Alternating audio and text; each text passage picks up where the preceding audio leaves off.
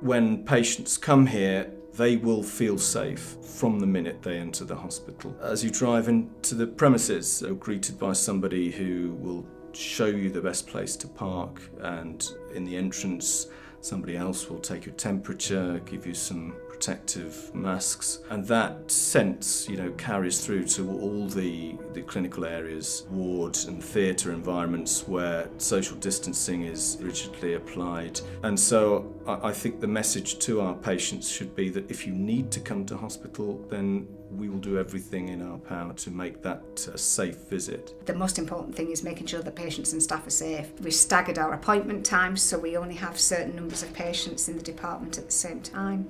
We have rearranged our waiting areas so we can separate patients. We are asking them to arrive on time, not to bring anybody with them. They can go straight in for their scans and with minimum fuss.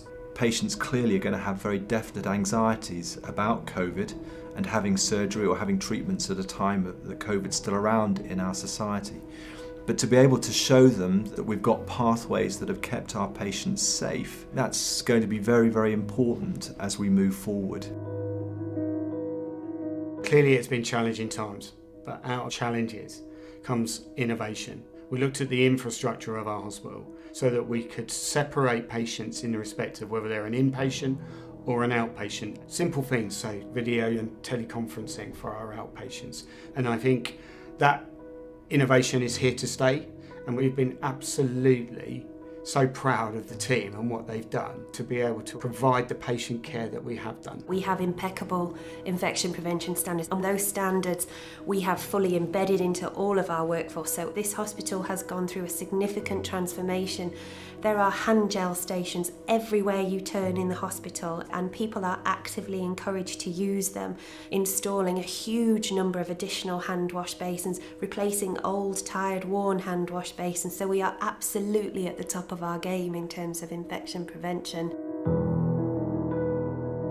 Ultimately, you want what's best for the patient, and for some patients that will be perfectly fine to do via a telephone or virtually, but for some patients, for their best outcome, you will need to see them face to face and do some hands-on treatment with them. But then we're in our full masks, visors, gloves, aprons, and there's a very set system of where the patients go and their entrances and exits. I think we all felt that we were doing something useful and worthwhile. I think everyone's risen to the challenge amazingly, and I'm really, really proud to work here.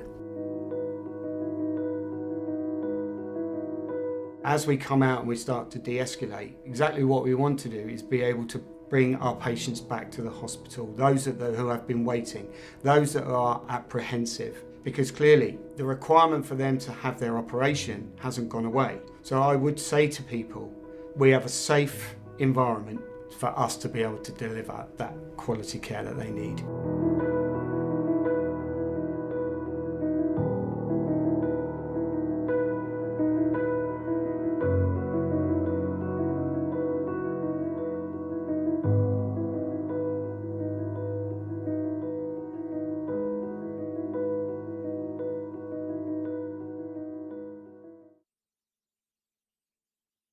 Welcome to John Pye Auctions, the nation's favourite online auction house. In our online auctions, you can get everything you need, whether it's fashion, furniture, tech or white goods, all at a price you decide. Auction lots include a mix of ex-display, clearance, end-of-line, retail returns, insolvency stock and failed deliveries, plus fully functional lots covered by a John Pye warranty. Bidding online is quick and easy, so visit johnpye.co.uk to place your bids today.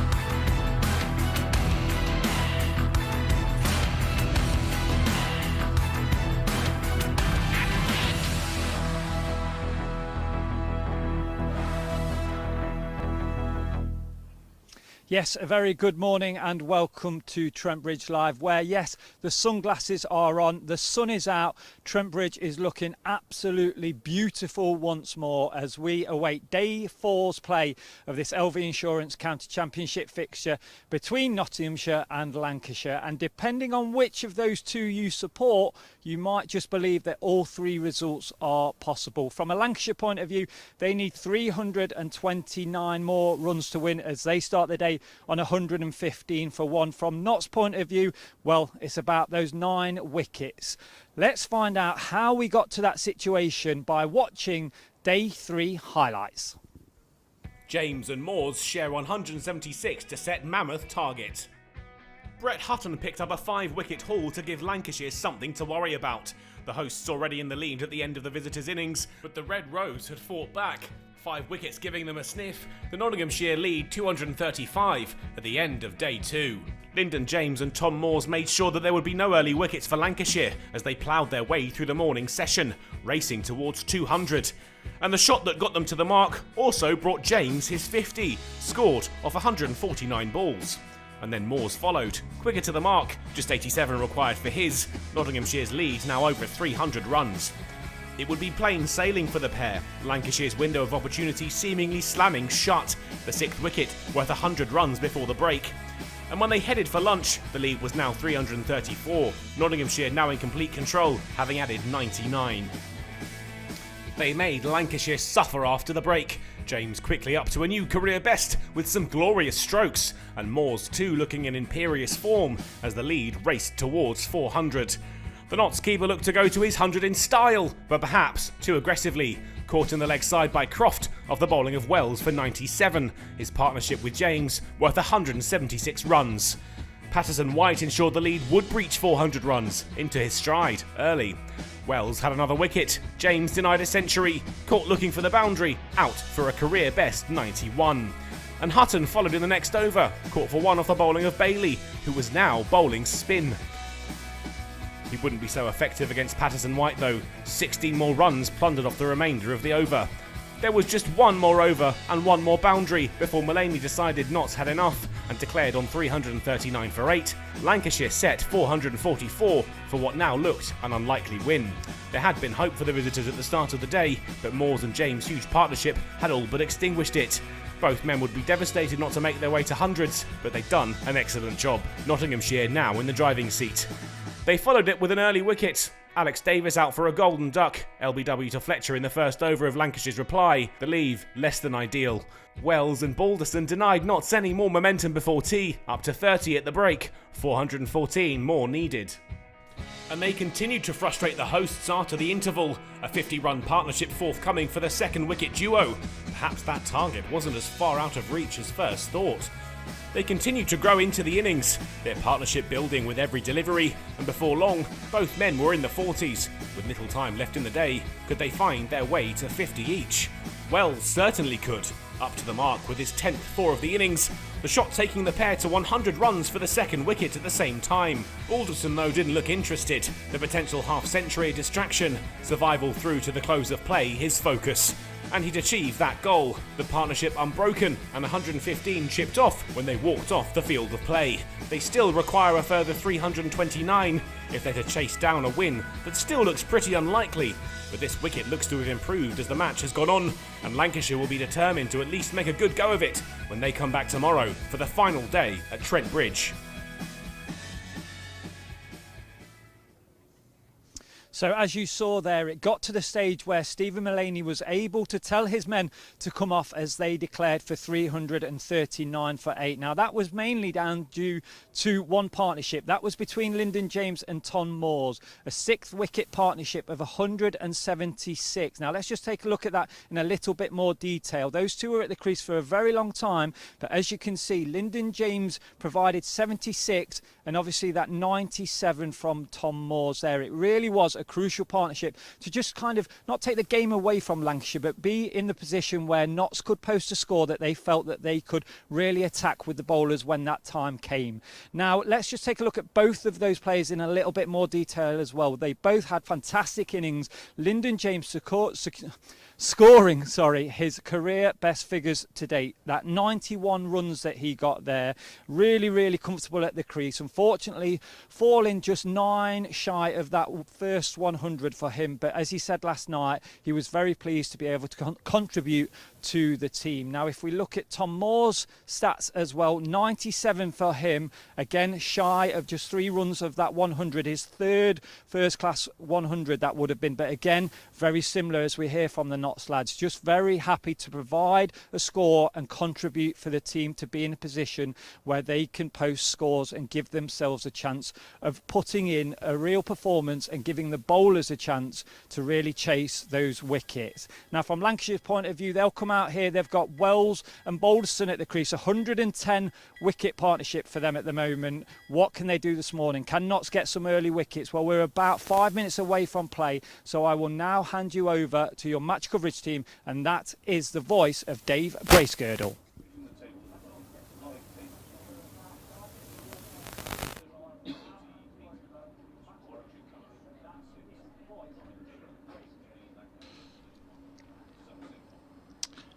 And a very good morning to you from Trent Bridge. Thanks very much to Aaron for setting the day up on the live stream if you're following us via the BBC Sport website and app. Also a very good morning to you. I have to say, once again, no surprise, the weather up and down the country has been absolutely glorious, and it continues to be so today here in the East Midlands. A scorcher. And yesterday there was an awful lot of people with very bright red foreheads and noses and arms and what have you towards the end of the day. A lot of people gulping down the water and getting into the shade in the latter part of the day here at Trent Bridge. And I understand it's going to be another very warm day. Now, somebody a lot brighter than me once said it's the hope that kills you, and that's certainly true today with respect to the players, I guess, the coaching staff, the supporters, the followers of both Nottinghamshire and Lancashire, because going into this final day, I guess the old saying, all results still possible. Lancashire need 329 more runs. They're nicely set overnight at 115 for 1.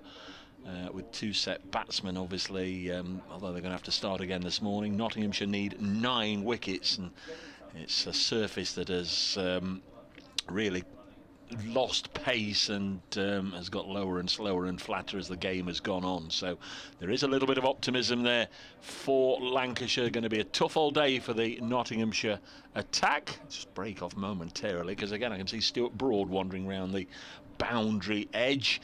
Away to my right, but if I look into the distance, here come the 2 umpires, Nick Cook and Peter Hartley, on their way out to the middle. Our scorers for this match: Roger Marshall of Nottinghamshire, Chris Rimmer of Lancashire popped up to say hello a few minutes ago, and match referee is Alex Swan. The big screens here at Trent Bridge as ever operated immaculately by Ian Smith. I'm Dave Bracegirdle from BBC Radio Nottingham. I'll be joined through the course of the day by Kevin Howells, and also when he's done his updates in a moment or two, I'll be joined by Scott Reed from BBC Radio Lancashire and BBC Radio Manchester. So 96 overs lay ahead of us, and we'll be underway in a moment or two, with the 2 not-out batsmen on their way to the middle. Luke Wells, 57 not out. George Balderson with him on 45. Put together 110 runs so far. Stephen Mullaney leads his Nottinghamshire side out.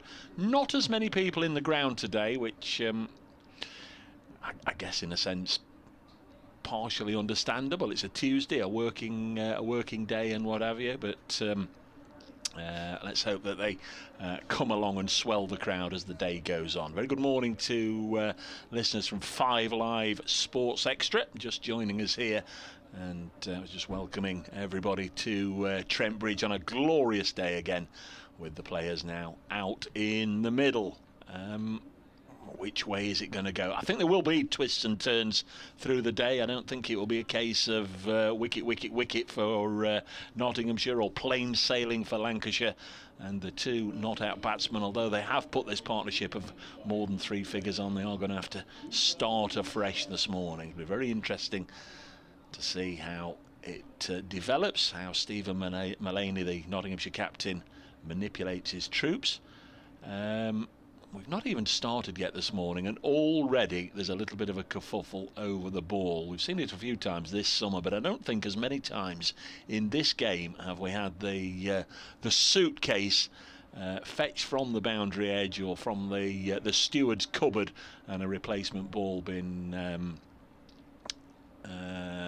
utilised. But I think it's going to happen again here, so there might be a slight delay with umpire Nick Cook, seems to me, going off to fetch the suitcase of balls. So how that can be that somehow overnight the ball that they finished with yesterday is deemed not to be suitable to play.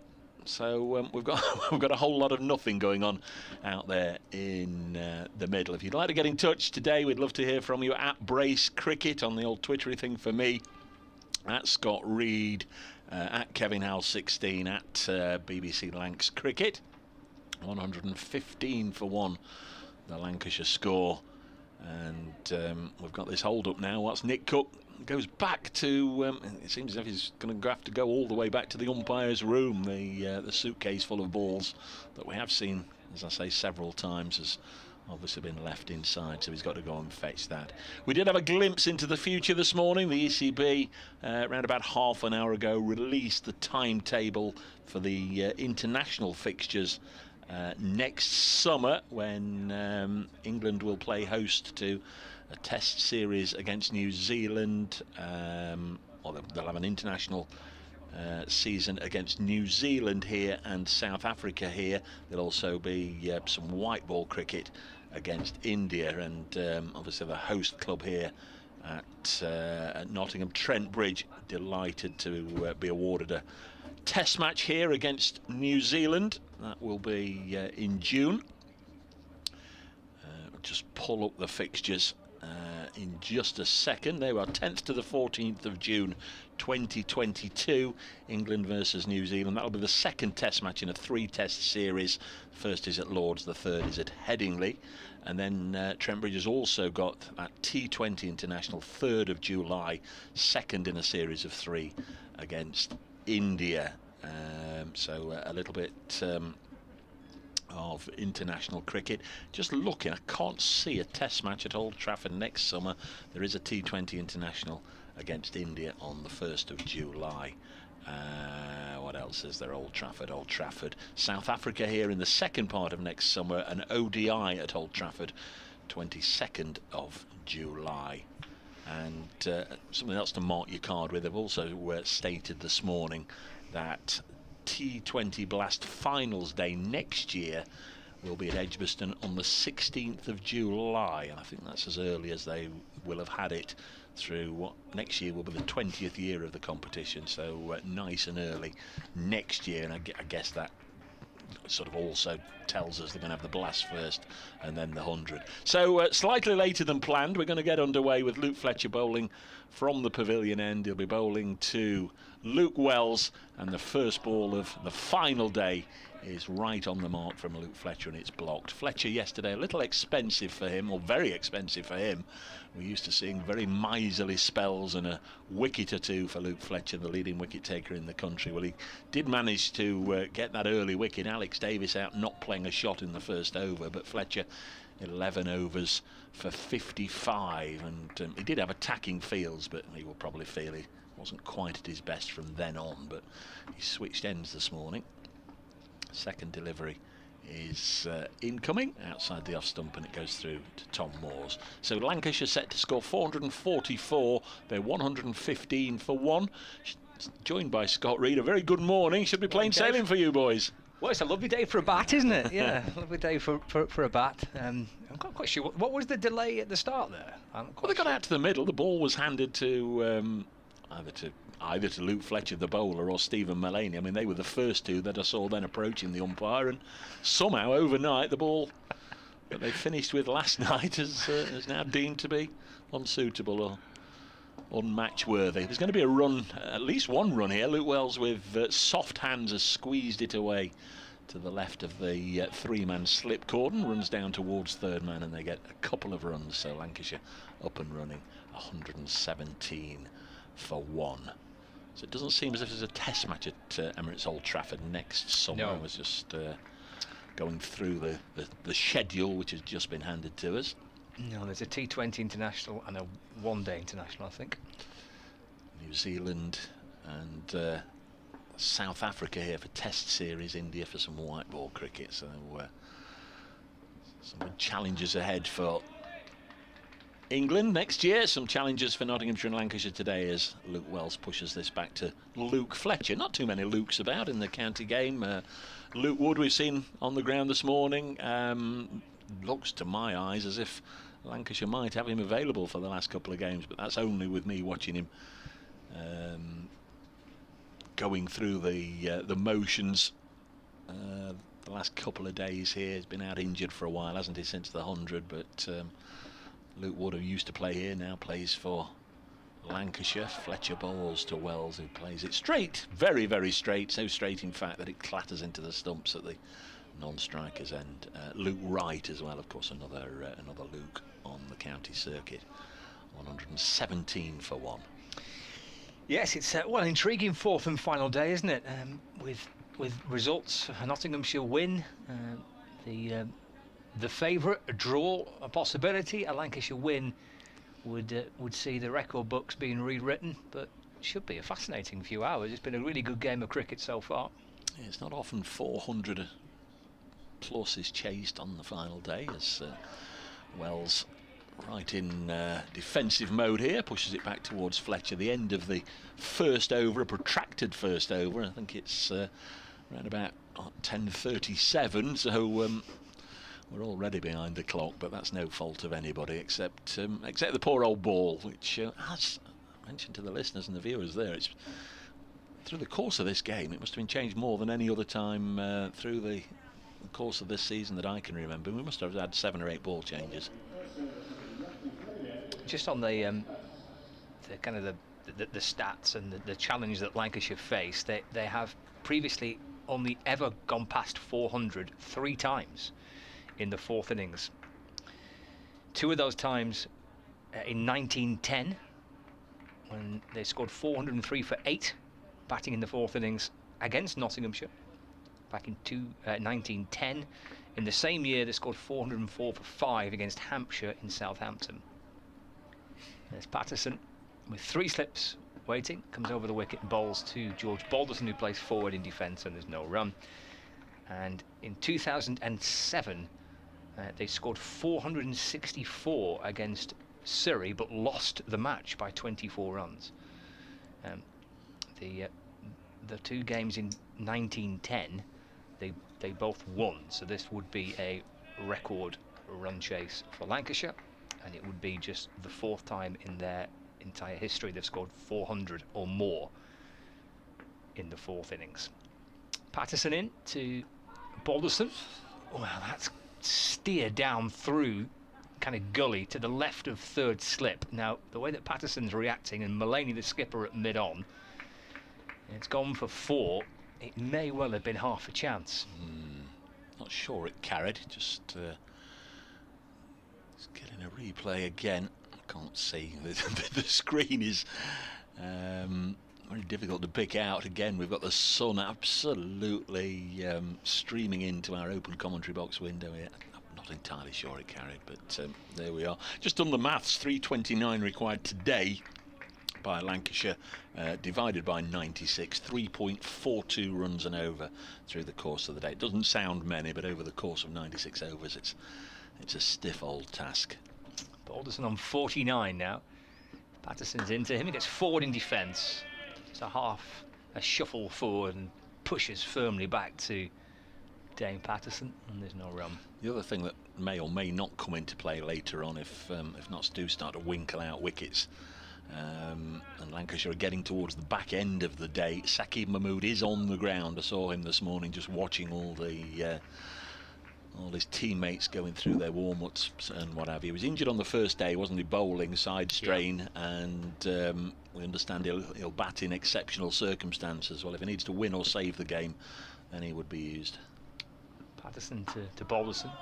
He just leans into it, guides it safely into the offside for no run. But I guess the flip side of that is if Lancashire found themselves 200 or 250 for 9, then probably think, well, there's no point sending him out if say there was 30 or 40 overs left in the day. So it may be that Notts might only need 8 wickets, but Saqib Mahmood there if required. Yes, so we're back with Stephen Croft, didn't we, in the first innings? Croft came out as his runner. 3 slips. There's a Patterson from the Radcliffe Road end. Balls to the young left-hander George Balderson, and that's through to the keeper. He ignores that one.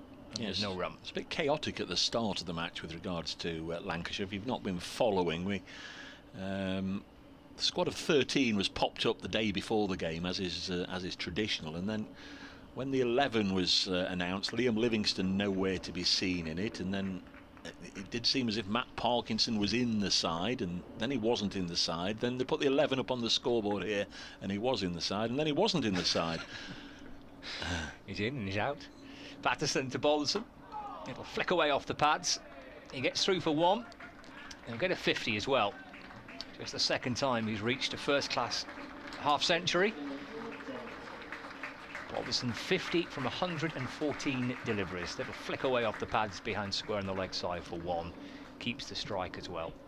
8 fours in that 50 not out. Batted for 162 minutes for his 50 runs through last night and first thing this morning. Lancashire 122 for 1. Yeah, he's had a good all-round game. He's bowled about 40 overs in the match for... he picked up 3 wickets, 19 he made in the first innings, and obviously power to add here, 50 not out in the second innings.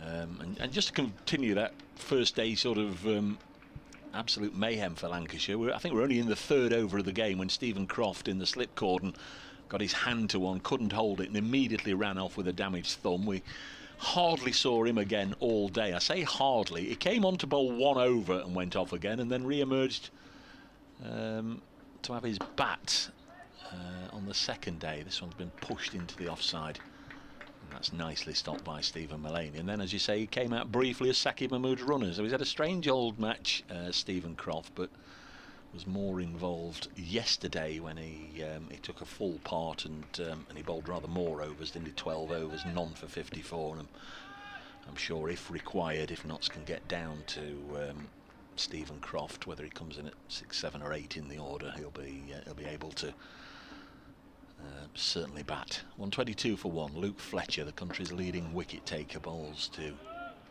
George Balderson. This partnership worth 117, and Balderson eases this into the offside, and there's no run. Just a handful of games left in this round of matches, of course. By now, Derbyshire, Leicestershire, Durham, Glamorgan, Northants, Surrey, and Warwickshire, Hampshire, all like this one into the final day, and it's the 3rd day down at Hove between Sussex and Middlesex. The Warwickshire Hampshire one, of course, is one that will have particular interest to supporters of these sides, as Fletcher bowls and Balderson defends. Warwickshire currently 146 for 2, needing a further 150 to win. Whatever happens in this one, that would take them quite nicely clear at the top of the Division 1 table. But if Hampshire could win, it really would be everything to play for still pretty much most of the 6 sides. It would really congest it if Hampshire won there, and obviously it depends what happens here as well. So we'll keep an eye on that one. 122 for 1.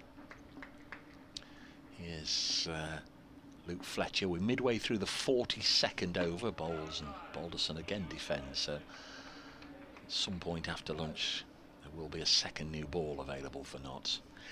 Happy birthday to one of the better known, I guess, with all due respect to all the others, Lancashire squad members. Joseph Charles Butler, MBE, Joss Butler, he's 31 today, so he's just become a father again, hasn't he? Yep, he has. This week, recalled to the Test side for the next Test match on his home ground, or his, I guess, his home from home. Somerset lad, of course, moved 4 or 5 years ago, maybe more now, from Taunton to Old Trafford. This next one's cut to backward point and it's fielded, but happy birthday to Joss Butler, 31 today. I managed to winkle out any Nottinghamshire birthdays, but it was the day when Bruce Dooland died, before my time. He's somebody I'd love to have seen play. Australian leg spinner. He had 5 seasons with Notts in the 50s, took 770 wickets, tragically died, as I say, on this day in 1980, age 56, but those who did see him, so he's one of the best leg spinners there's ever been. And this is pushed back to Fletcher, the end of the over, 122 for 1 against Lancashire. And you know, I'm not just having a go, Notts v Lancashire. He pretty much had these sorts of figures against every county, but took 8 for 61 at Old Trafford and 8 for 42 here against Lancashire. But just seemed whoever he played against, he got 6, 7 or 8 wickets. As I say, 770 wickets for Notts in just 5 seasons.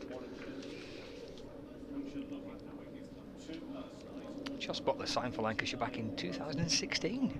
It's taken me a little bit by surprise. I remember going down to Old Trafford to speak to him when they announced his signing. But yeah, 2016 he's been with Lancashire. I'm not sure how many times he's actually played for Lancashire in that period of time. But yes, happy birthday, Joss. 122 for 1. So we've had 15 minutes of play, but this is just the 4th over of the morning. It's driven to mid-on by Luke Wells for no run. There's the Nottinghamshire captain, Stephen Mullaney, fielding, and there's no run. Last night you went off and was it Luke Wells you were having a bit of a natter to, and wistfully at the end of the day, as the sun was setting and everybody had left, Kevin Howells and myself were sat here reflecting on the day and just looking out there, and it's like must have been like a scene from Last of the Summer Wine as we as we sort of looked on, pretty much keeping our thoughts to ourselves. Patterson to Wells, edged, gone. Big breakthrough for Nottinghamshire. Wells edging to the keeper. Moores takes the catch, and a wicket falls inside the first just over 15 minutes of play. Wells out for 59, caught by Tom Moores off Dane Patterson. And Lancashire lose their first wicket of the day, their second of their innings, 122 for 2. It's like a silent assassin, Dane Patterson, and all the focus really has been on Luke Fletcher for his heroics this year, having the season of his life and weighing in with any number of 4, 5, 6 and on one occasion 7 wicket hauls. But Dane Patterson's always been there with those 2 wickets, those 2-fers and those 3-fers, and generally they have been really, really important wickets. And you'd imagine this is a huge one, because Luke Wells, vastly experienced player, has faced 135 balls there. Josh Bohannon is going to replace him at the crease, but nice fullish deliveries, one of those skiddy sorts of bowlers, not the tallest of fast bowlers. Skids the ball through, and a little bit of late movement, and on this occasion it just nipped away off the seam, and Luke Wells pushing at it, nicked it, and Tom Moores had to go. I don't think it would have carried to the slip cordon, had to throw himself to his left in front of first and second slip, and just for a second I wondered, there was a split second, wasn't there, before everybody started celebrating. So I don't know if it was totally clean in that it went straight in and it was immediately apparent, but certainly he's taken the catch nicely in the end, and it's another one for Tom Moores, who's also had a very good year, and of course he had a very good day yesterday with the bat, despite falling just short of his half century, and a little bit of payback, I guess, as well, because as we heard yesterday from Tom Moore's mum, they pretty much grew up together. Tom Moores and Luke Wells down at Hove.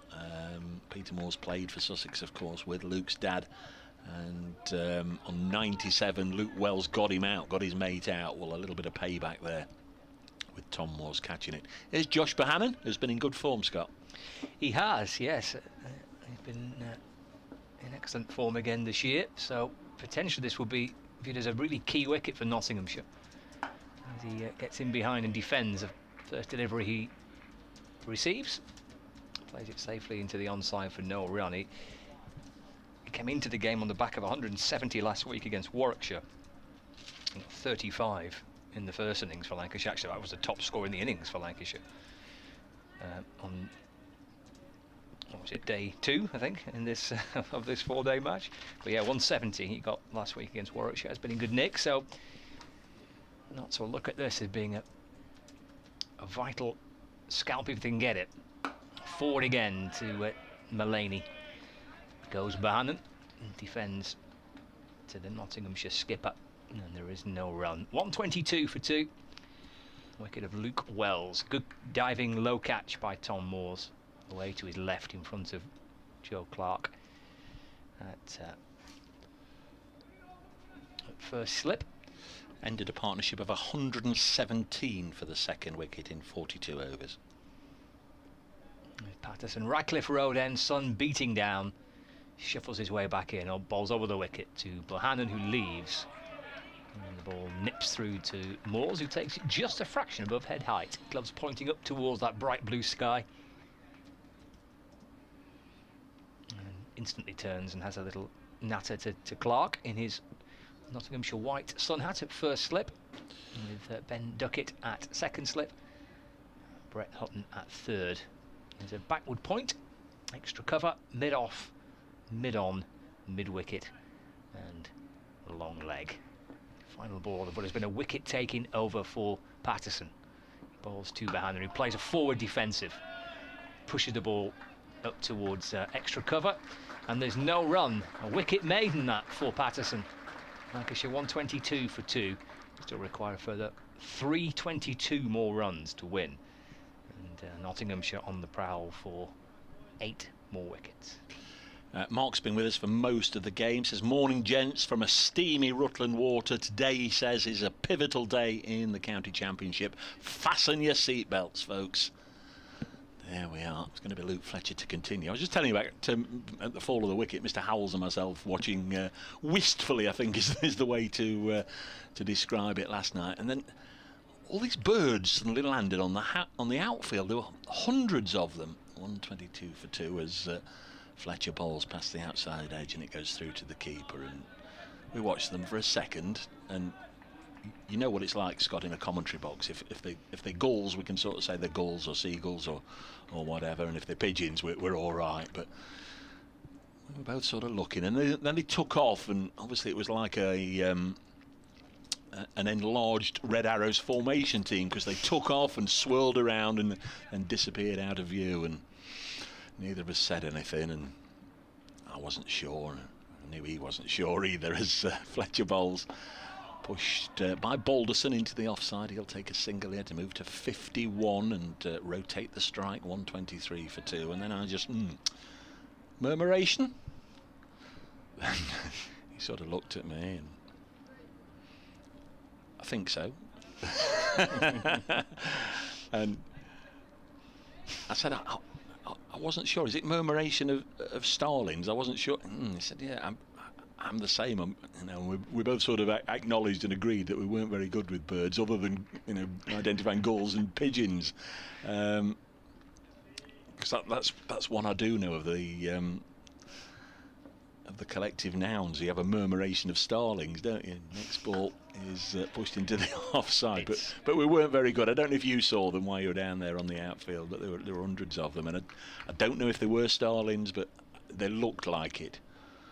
As a country boy, I should know really, and I could identify a starling if it landed sort of on my bird bath and came and had a drink of water. Yeah, that's a starling. But when there were hundreds of them like that, I wasn't so sure. But neither was Kev. But I just thought afterwards, you idiot, just sat there going, murmuration. 23 for 2. There's some great collective nouns, aren't there, of the different animals. As this goes through to the keeper. Just picked out one or two as well. You can have a wisdom of wombats. Okay. A bevy of quails. What do you think it is for porcupines? Go on. A prickle of porcupines. Octopus? Not got a clue. You're not going to play, are you? A consortium of octopus. And that's it, that's all I've got. 123 for 2. Next ball, work down the leg side, tickled away by Bohannon. I think he's going to get the runs for himself. He is. It was one of those where you just wondered if it was glanced away or if it had flicked the thigh pad, but he had nicely played it. 4 runs, 127 for 2. A consortium of octopus? Yes. That's superb, actually. I only ever associate the word consortium when a football club's bought out. Yeah. That's the only time I ever hear it used, when there's a consortium of businessmen from the Far East trying to buy a football club. A consortium of octopus. 127 for 2. It's not knowledge. I Good research. I looked it up. Next ball, yeah, it goes through into the offside. I looked up to make sure it was a murmuration of starlings, I'll be perfectly honest, but whilst I was there, I just glanced at one or two others. It is the end of the over, 127 for 2, listening to day 4 of this county championship match between Nottinghamshire and Lancashire. Kevin Howells will be with us later, Scott Reed and Dave Bracegirdle in the commentary box. A little bit of news this morning out of Derbyshire in that head coach Dave Houghton will stand down at the end of the season, and noticed a little bit of a thing doing the rounds last night, and the club here at Trent Bridge, before anybody asked, not making any comment and what have you, but Misbar ul Haq has left Pakistan as the head coach, and apparently they've identified Peter Moores as being the man they want to replace him. This has eased into the offside, so that will no doubt attract the attention of one or two people over the next day or two. 127 for 2. There's absolutely no comment from anywhere or anything from the club or from Peter or whatever, but one or two people.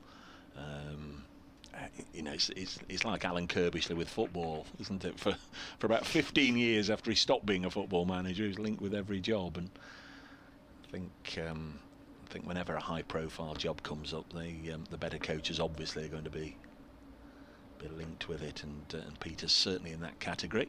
As Patterson, who's got the only wicket to fall this morning, bowls a ball of fullish length to George Balderson, and he pushes it up to Luke Fletcher at mid-off. A very, very good morning to Anthony at the White Post Farm, which is an absolute delight to take the youngsters to. It really is, and he sent a photograph there of the meerkats at White Post Farm, and he says, Dave, try this one. It's a mob of meerkats. That sounds quite appropriate, doesn't it? Thank you very much, Anthony, and I really must get down there. It keeps asking me to come and commentate on the sheep racing as Dane Patterson comes in, and this is pushed into the offside. I will do it, Anthony, I promise. I will do it, although not as good as he does it. I don't know if you've seen the old sheep racing around the obstacle course. It's very, very funny indeed. 127 for 2 is the score here at sun-drenched Trent Bridge, with I would say possibly only half of yesterday's crowd in. It's a decent number here, and there'll be a good atmosphere, even if no more come. But if you're in the area, this is going to be a decent day's cricket. Come and have a look as Patterson bowls across the left-handed Balderson, and it goes through to the keeper. I know I asked you yesterday, Scott, George Balderson, he's not had a first-class 100, has he? No, I think his top score is 61, I think. So this is an opportunity, I guess, and I'm not trying to squeeze him out here, but he can essentially bat for as long as he wants here, can't he? He was 45 not out overnight, so it is early stages of the final day. He's just added 6, but 51 not out. Looks in good order. Patterson in to bowl to him. This is into the thigh pad, and there's no run. Morning, Dave and Scott. Following you today, says Dan White. Liam Patterson White's dad supports supports obviously Liam, but the side from near and afar, and clearly not able to be on the ground today. 127 for 2.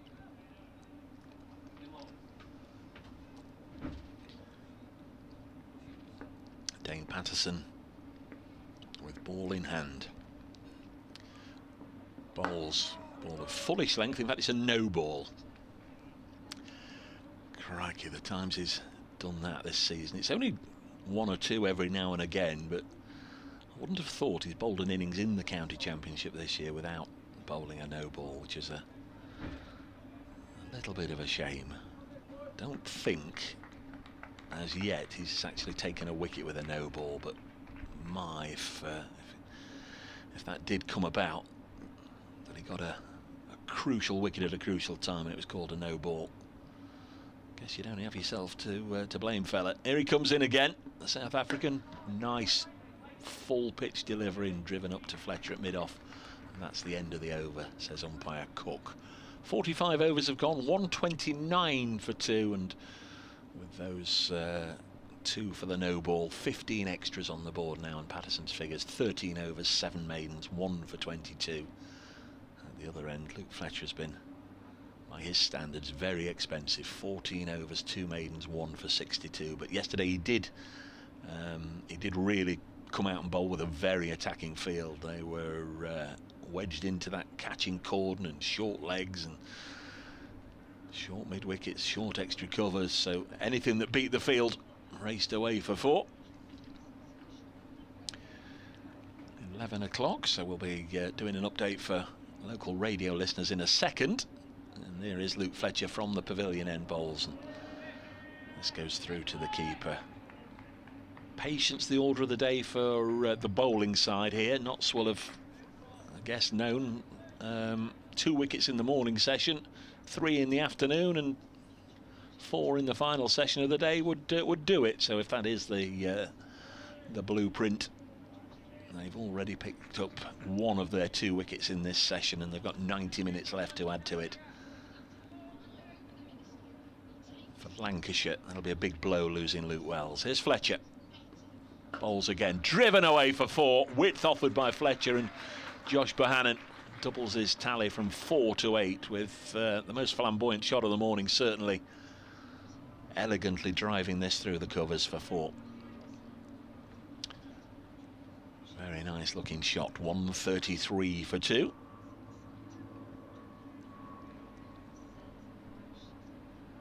Lyndon James, who made 91 yesterday, was already starting to feel nervous for him as he entered the 90s, but got out on 91, also to Luke Wells.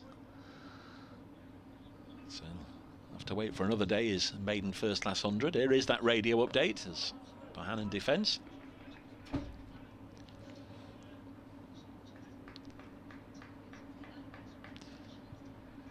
And Notts have got 1 of those 9 wickets you talked about, with Dane Patterson removing Luke Wells. A really key moment, you fancy, perhaps in the day. Luke Wells set nicely overnight at 57, added just a couple of runs this morning to reach 59, and then Nick Patterson, and it was a good low take by Tom Moores, the wicket keeper. Balderson's just past his 50. He's been joined by Josh Bohannon. 8 more wickets for Notts. Lancashire require 311 more. 133 for 2. Latest delivery's just been played up to mid-on. Fletcher bowling to Bohannon. Just hearing the end of the news there. The weather, highs today in Nottingham of 28 degrees. I think if you're sat in it, it'll feel much, much warmer than that.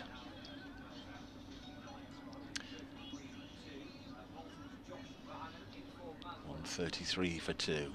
This one is pushed into the offside. Lyndon James doing the fielding, and there's no run.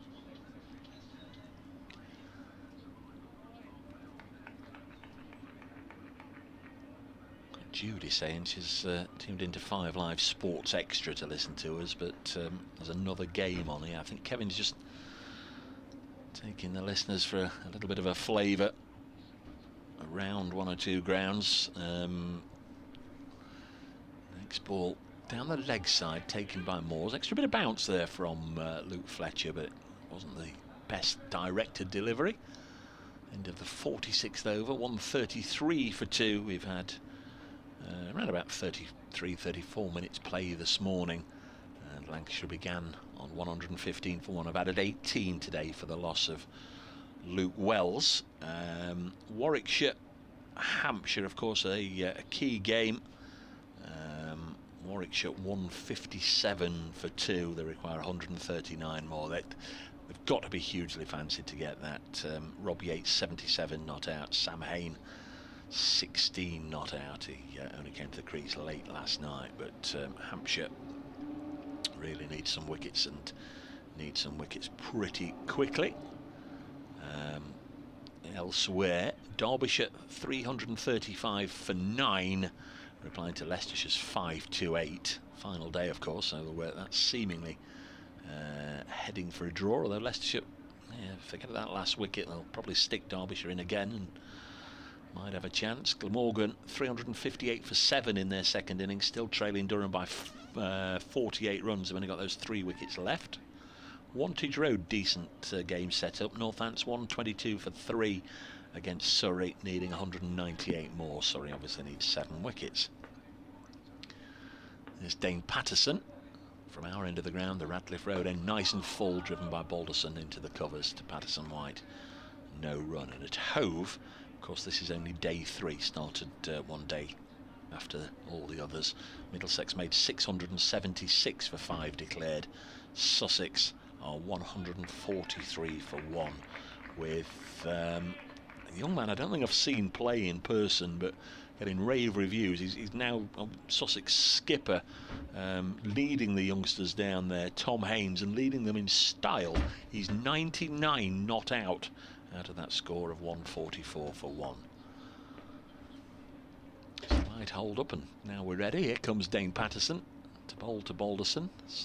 3 slips of Balderson, and he helps it away for a single to move on to 52. 135 for 2 it will be when no, it had already gone up, beg your pardon. 134 for 2. Scott just popped back sunglasses less and disappeared, and now you're back with your shades on, Mr. Cool. Well, it's a bright day, isn't it? You need a bit of protection for the eyes.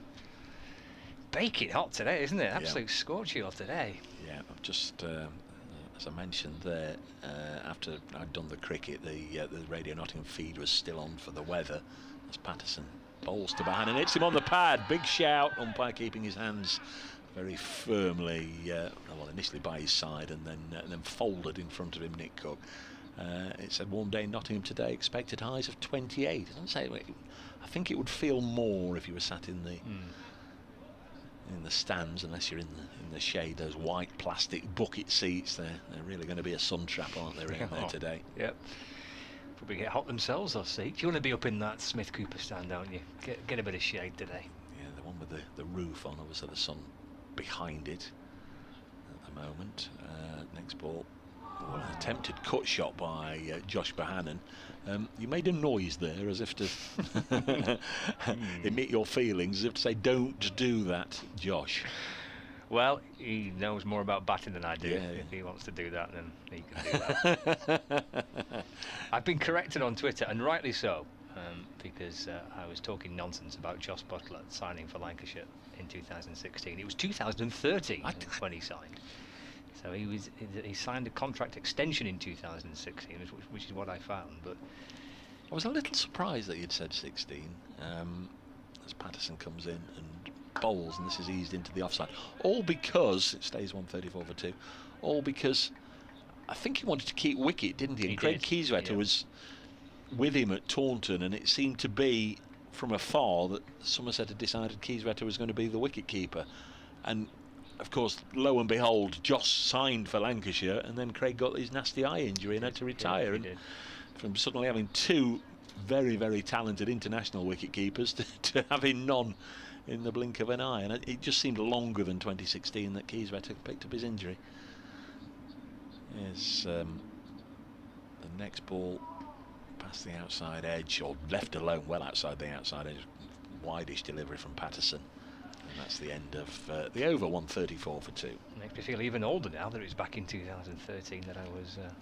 You were still in short pants? Dispatched to speak to him, yeah. Little hold up here, I'm not sure for the reason why. Well, it's because we're going to have a change of bowler. Liam Patterson-White's coming on, so I'm guessing there will be a number of helmets and other paraphernalia, pads and what have you brought out. And indeed, yeah, Ben Slater is getting togged up to go in there at Boot Hill, as they call it, at short leg. He could be in for quite a bit of a turn today, couldn't he? Patterson-White bowled 10 overs yesterday. We've not seen an enormous amount of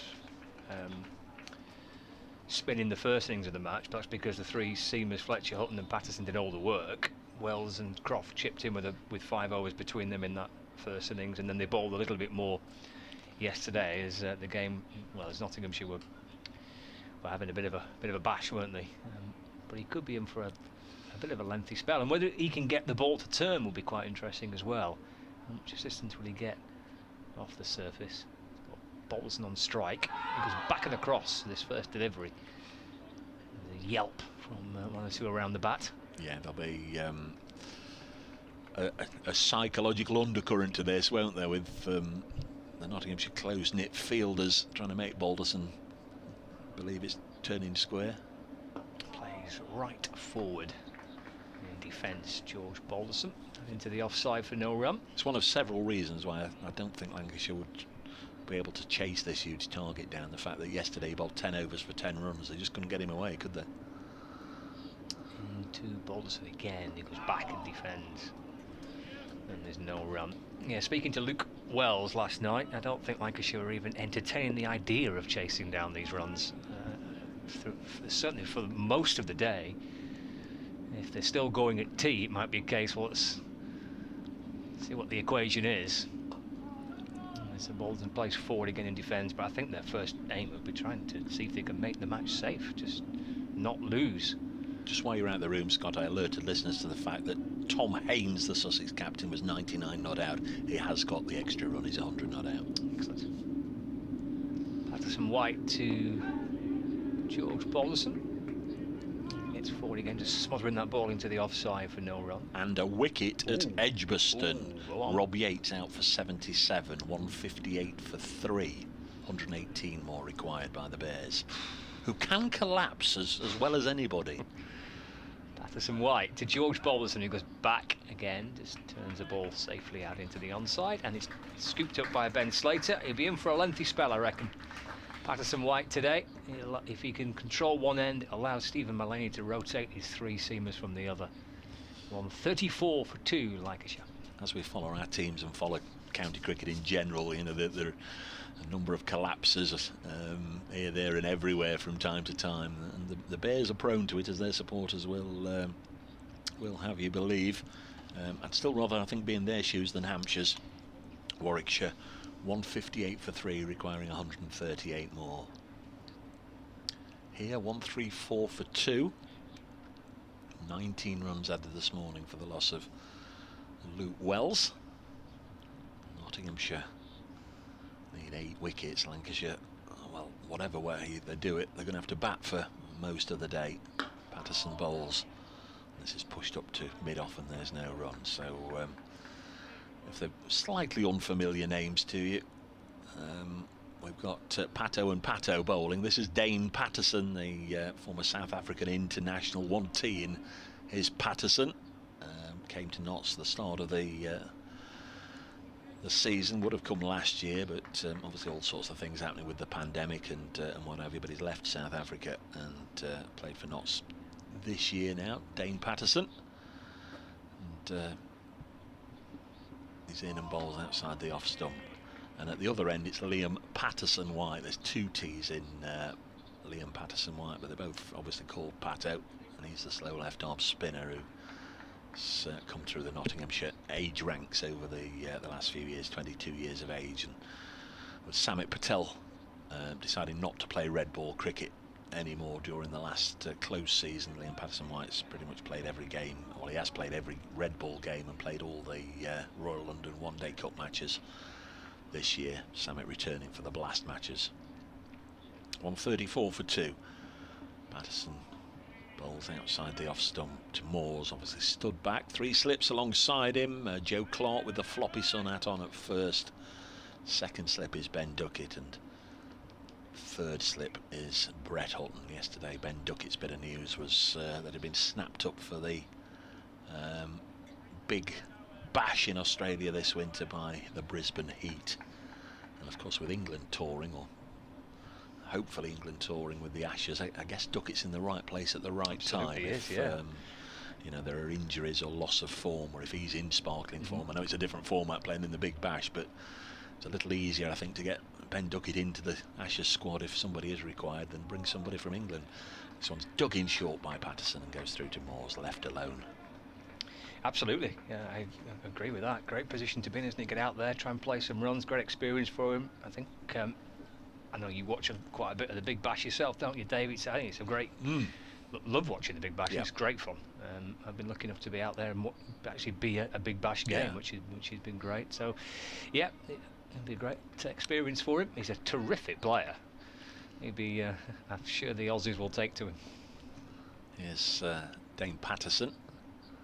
In and bowls and is pushed in the offside. Well, I've only seen one live, and that was in Melbourne at the MCG.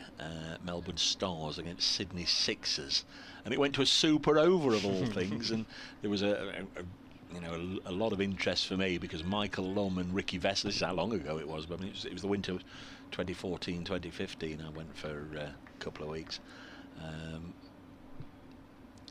Lum and Vessels were playing for Sydney Sixers. Kevin Peterson got a half century for the Stars, and it all went down to a super over. And James Faulkner cracked about 25 in the super over. This goes through to the keeper to win it for the Stars. End of the over, 134 for 2. But crikey, my first glimpse of the MCG, and what a cricketing amphitheatre that is. It's really is a very special place. I'd like to go back one day. Would you like the idea of the Blast games not finishing in a tie and having a super over for those games that are tied? Or do you like the idea of a tie in the group stages of the Blast? It's a good one. I think I'm quite comfortable with a tie in the group stage. I mean, they're pretty dramatic in themselves, aren't they? Yeah. Tie games. Yeah. I just don't know whether. Yeah, I'm quite comfortable with the tie in the tie, but I wouldn't be against the idea of saying, actually, we're going to have a super over to get a result and get a victory for one team or the other. There is Patterson White, 3 in close around the bat. Bohannon drives one directly to Silly Point. Thuds against the chest of Lyndon James. I'm hard, you're not coming through me.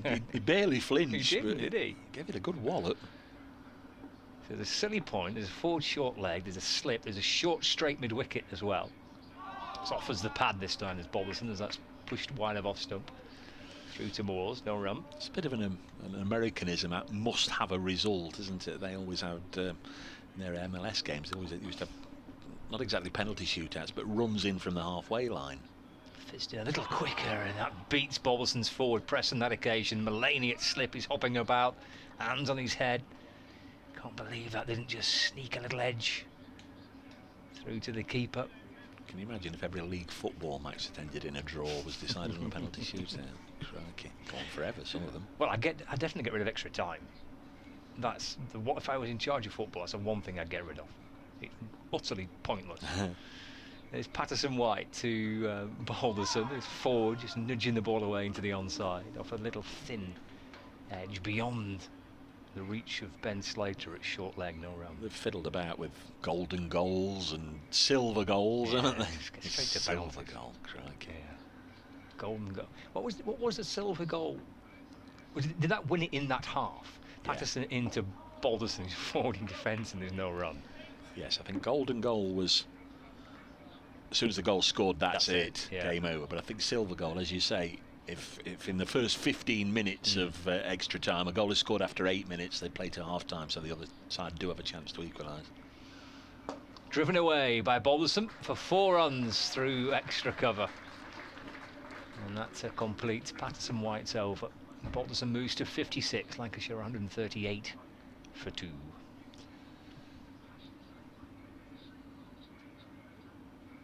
The Grumbler says great 4th day ahead at both Warwickshire and Nottinghamshire, these 2 remaining Division 1 games watching them both simultaneously. Lovely to have you along.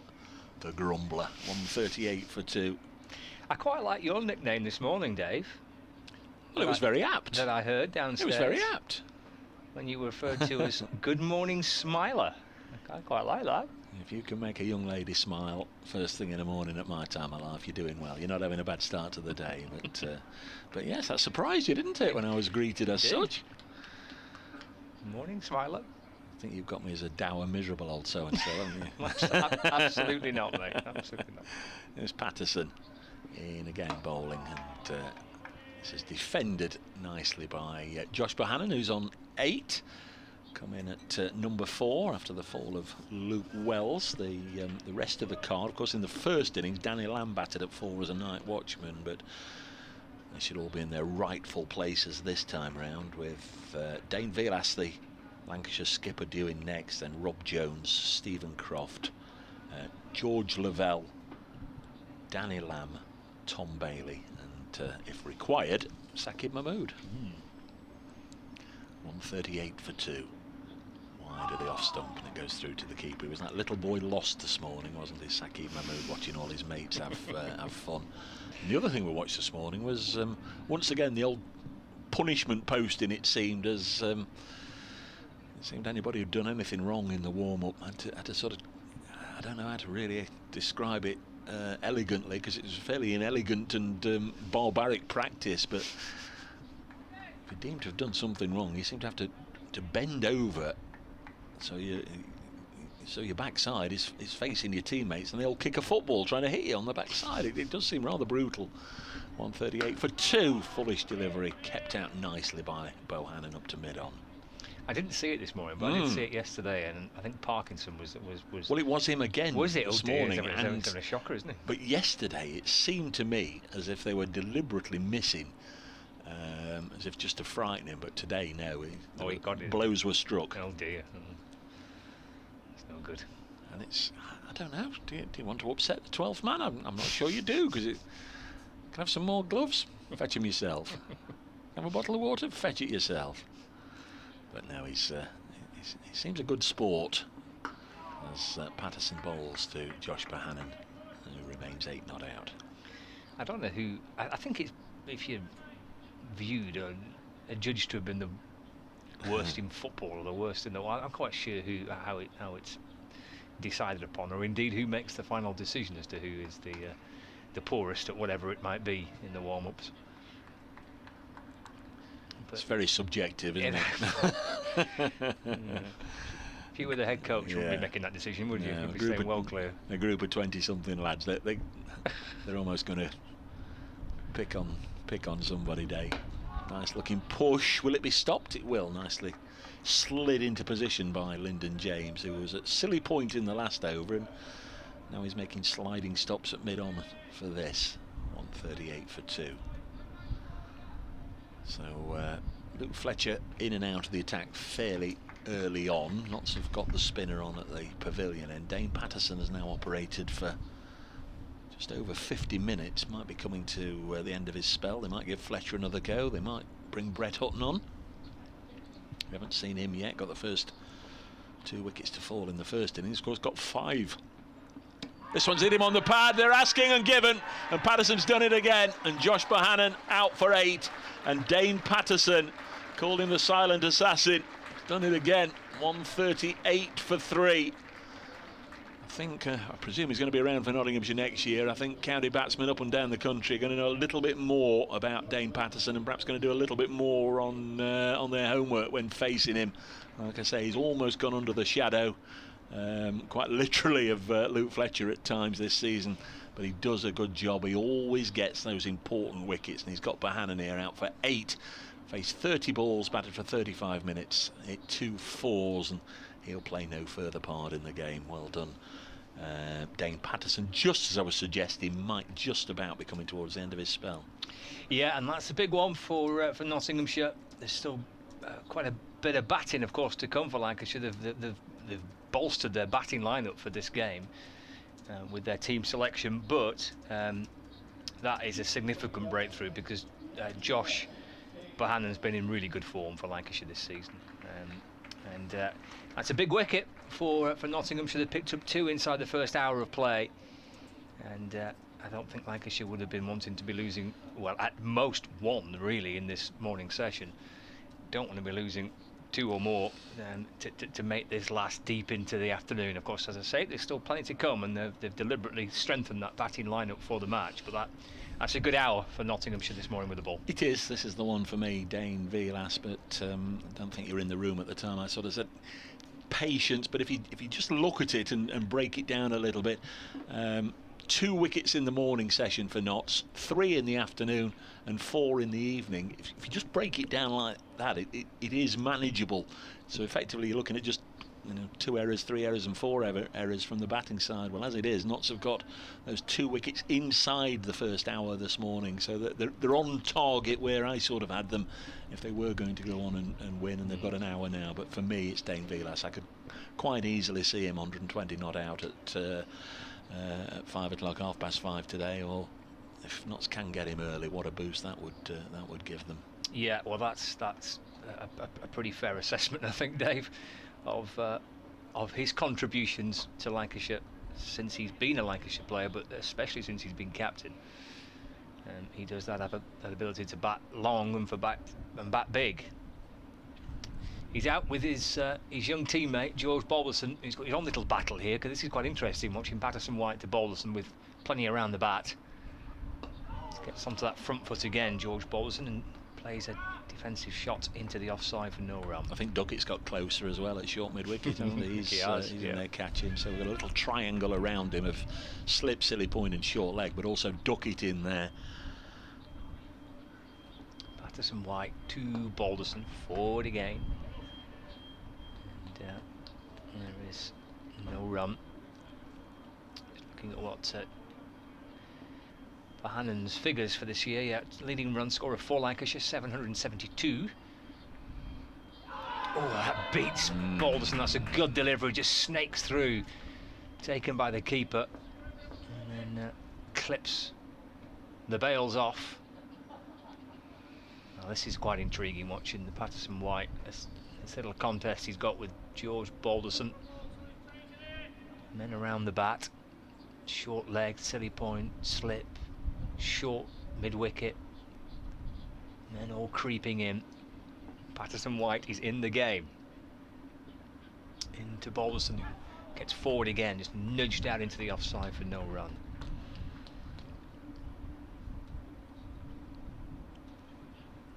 .138 for 3, so 2 wickets to fall inside the first hour of play.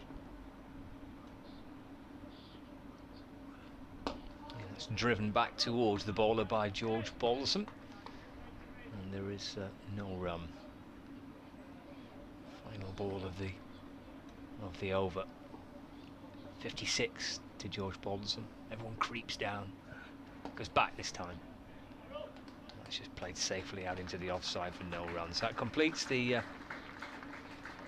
over. The score is 138 for 3. We've had almost an hour of play on the 4th and final day. It's a welcome breeze just blowing in through our window here, which will be well greeted and received by the supporters and the players on a hot morning in Nottingham. Just looking bang up to date, most wicket table.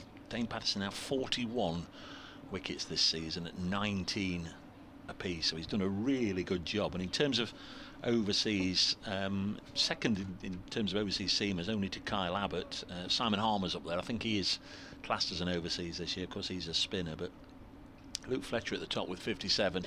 Dane Patterson, as I say, just there doing a very, very, very good job for Notts, and he's going to continue as well. 16 overs, 2 for 32. This is his 7th over of the morning, and he bowls to Dane Vilas, and the Lancashire captain blocks his first ball. So South African to South African. This will, I'm sure, get the juices flowing for both of them. Stephen Mullaney would Really love to keep Patterson going, but might just have a big day ahead of him. Might need to bring him back 3, 4, even 5 times during the course of the day. So won't want to totally burn him out here, but this is his 7th over. Give me one more, Dane, give me one more. Comes in and bowls, and Dane Vilas is away. If you're listening to us sound only, the BBC Sport website and app, you might just have thought from all the oohs and ahs that played and missed at that, but he hadn't. It was just nicely played away on the leg side. A little bit of kidology will go on all day now. It's normally the way with the fielding side. They're encouraging the bowlers. They're just trying to keep the batting side second guessing, make them believe that the ball's doing a little more than it actually is. But what a start for Notts. Need 7 more wickets, or potentially only 6 if Sakib Mahmood can't bat. If they decide it's not really worth sending him out.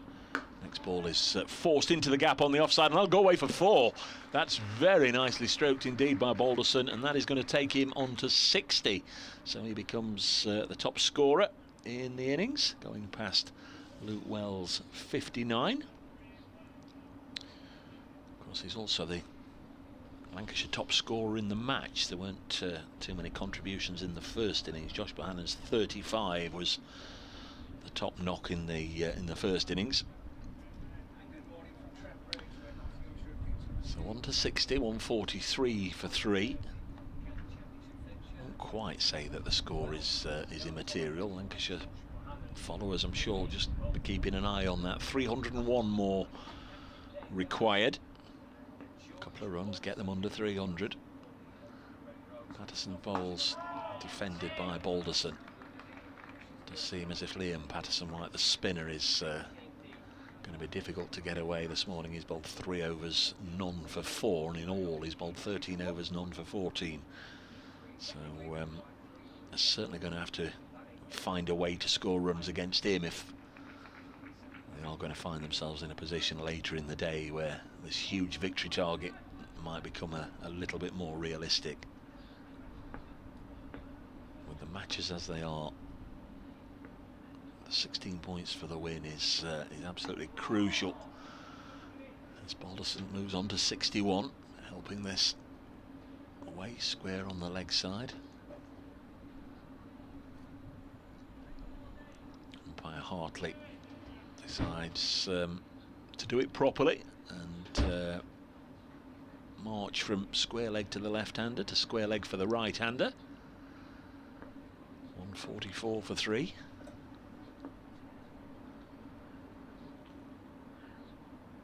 Ball in the hand of Dane Patterson. Comes in, bowls, and Bohannon leaves it alone. That's the end of the 53rd over. Have a look, Stephen Mullaney. Yeah. I think not so much from Mullaney's reaction, but from Luke Fletcher coming up and shaking the hands of Dane Patterson, and then Lyndon James, Ben Slater it is, who's done the same. I think we can firmly say that the Pato has put in a shift this morning of 7 overs and getting the 2 wickets to fall. Luke Wells out, caught behind by Tom Moores for 59. That was 122 for 2, and then Josh Bohannon LBW to Dane Patterson for 8. That was 138 for 3. Even though I've written it in on my card as getting Balderson, so I better change those over.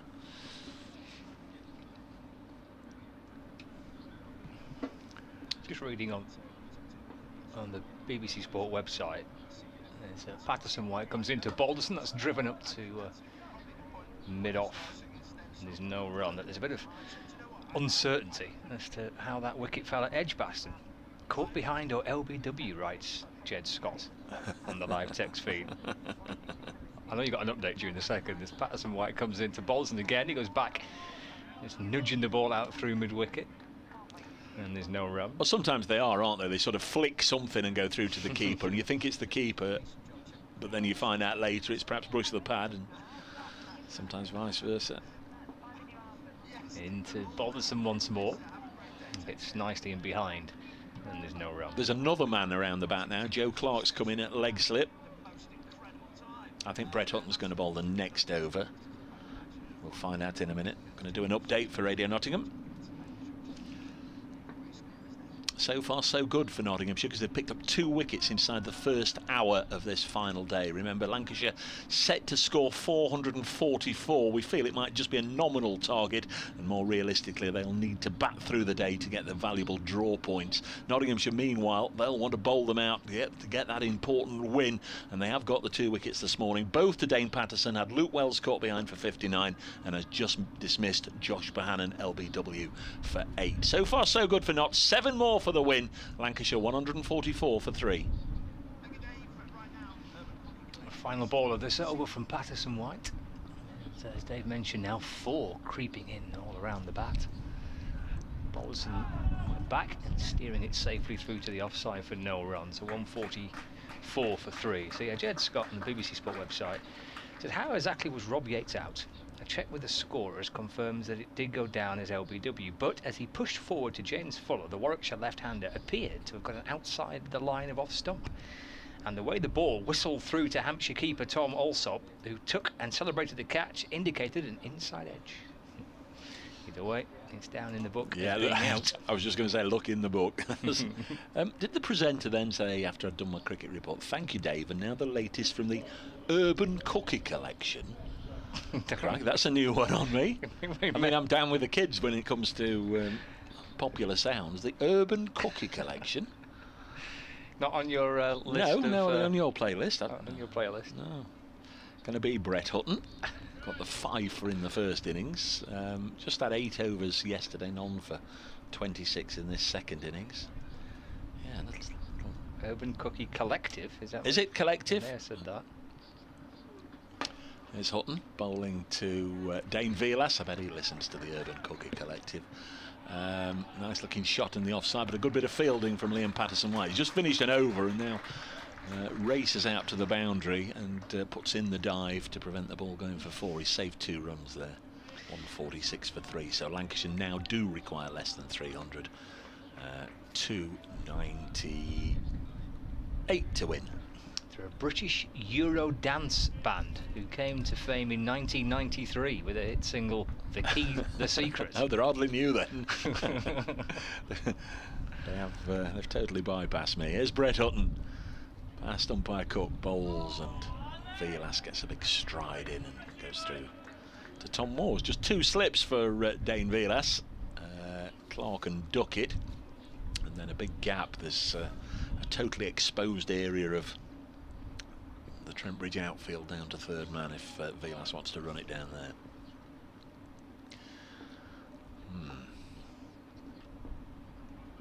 146 for 3. Every day's a school day.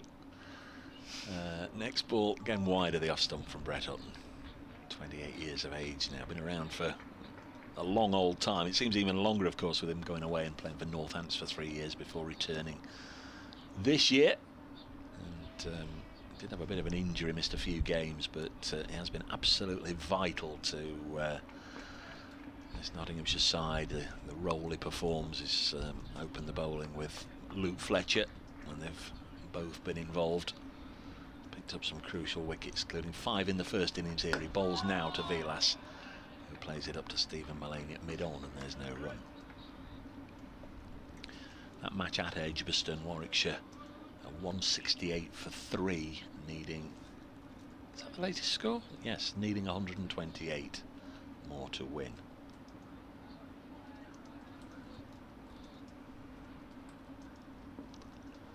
146 for 3. Mohammed Abbas not bowling for Hampshire. This goes through to the wicketkeeper. 146 for 3. I'm keeping a beady eye on that because, of course, at the weekend, Notts are down at the Aegeus Bowl facing Hampshire. If they haven't got Kyle Abbott and Mohammed Abbas, that would certainly please the Nottinghamshire top order, I imagine, because they're a potent 1-2 combo. Where are Lancashire next? Taunton. Of course you are. Of course you are. We've spoken about that. Next ball Hutton bowls. It's hit him on the pad. Asking here, given! Oh, now then, Nottinghamshire. They have got Dane Velas cheaply. Out for 3. And Brett Hutton gets the LBW verdict. It's the 3rd LBW out of the 4 wickets that have gone down here for Lancashire. 146 for 3.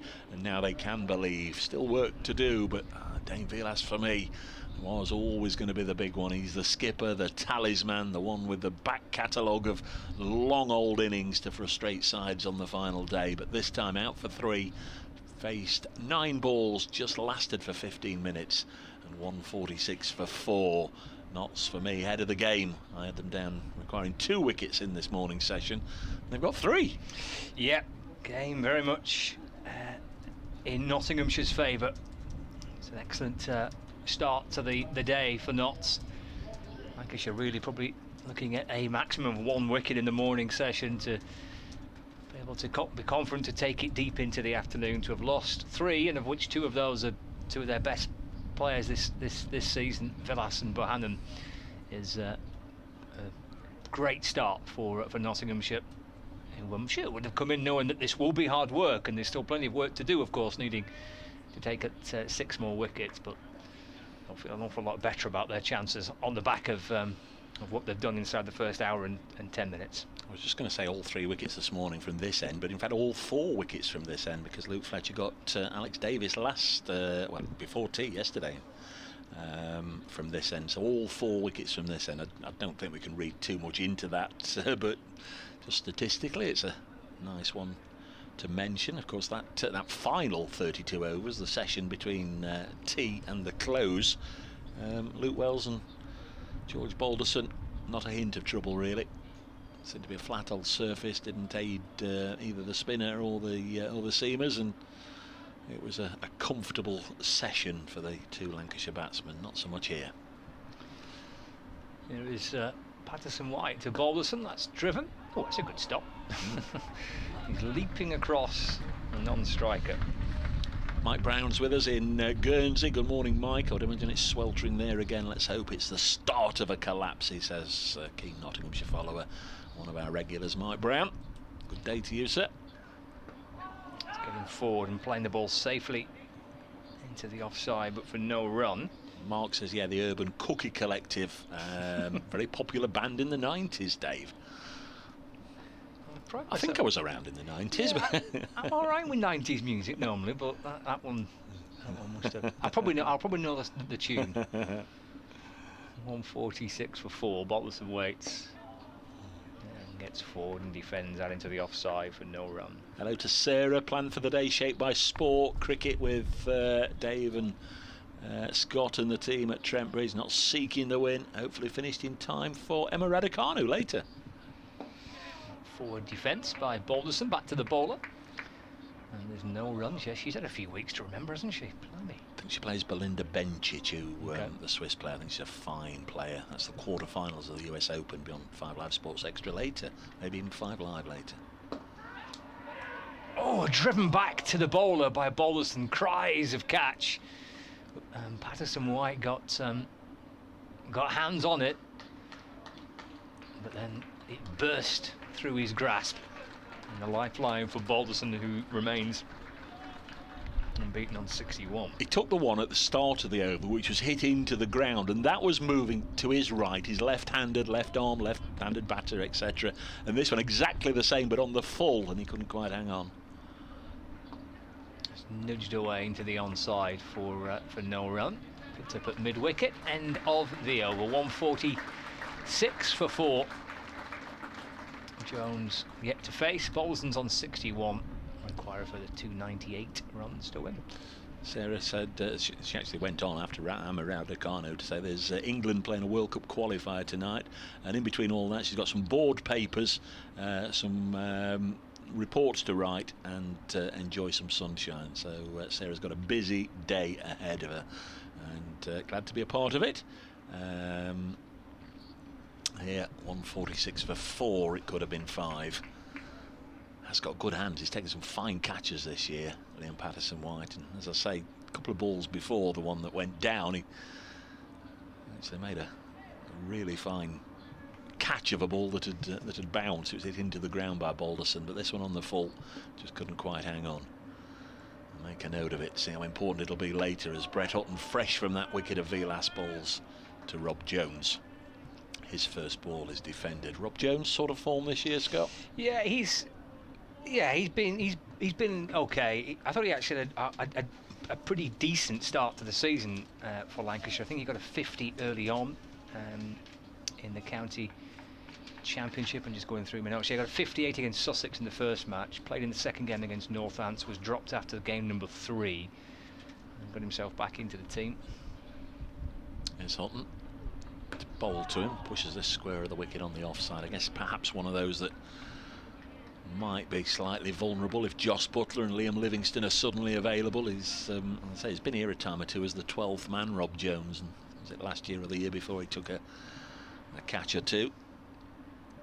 Yeah, we talked about it, didn't we? He was on for Luke Wood last year when he took a decent catch, 146 for 4. But a real opportunity here for Rob Jones to bat for as long as he wants.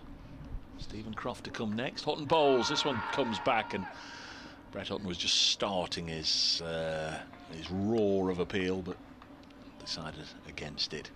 146 for 4.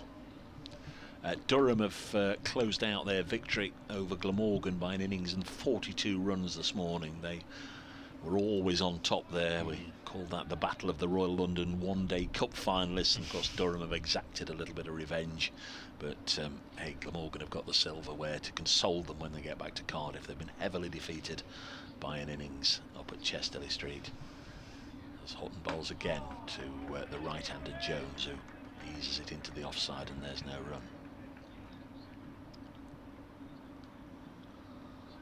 Yeah, it's been interesting to see how the games in divisions 2 and 3 have kind of shaped up this season. It'll be interesting to see once the season is complete, what those teams and the players and the supporters following those games have made of Division 2 and Division 3 games this year.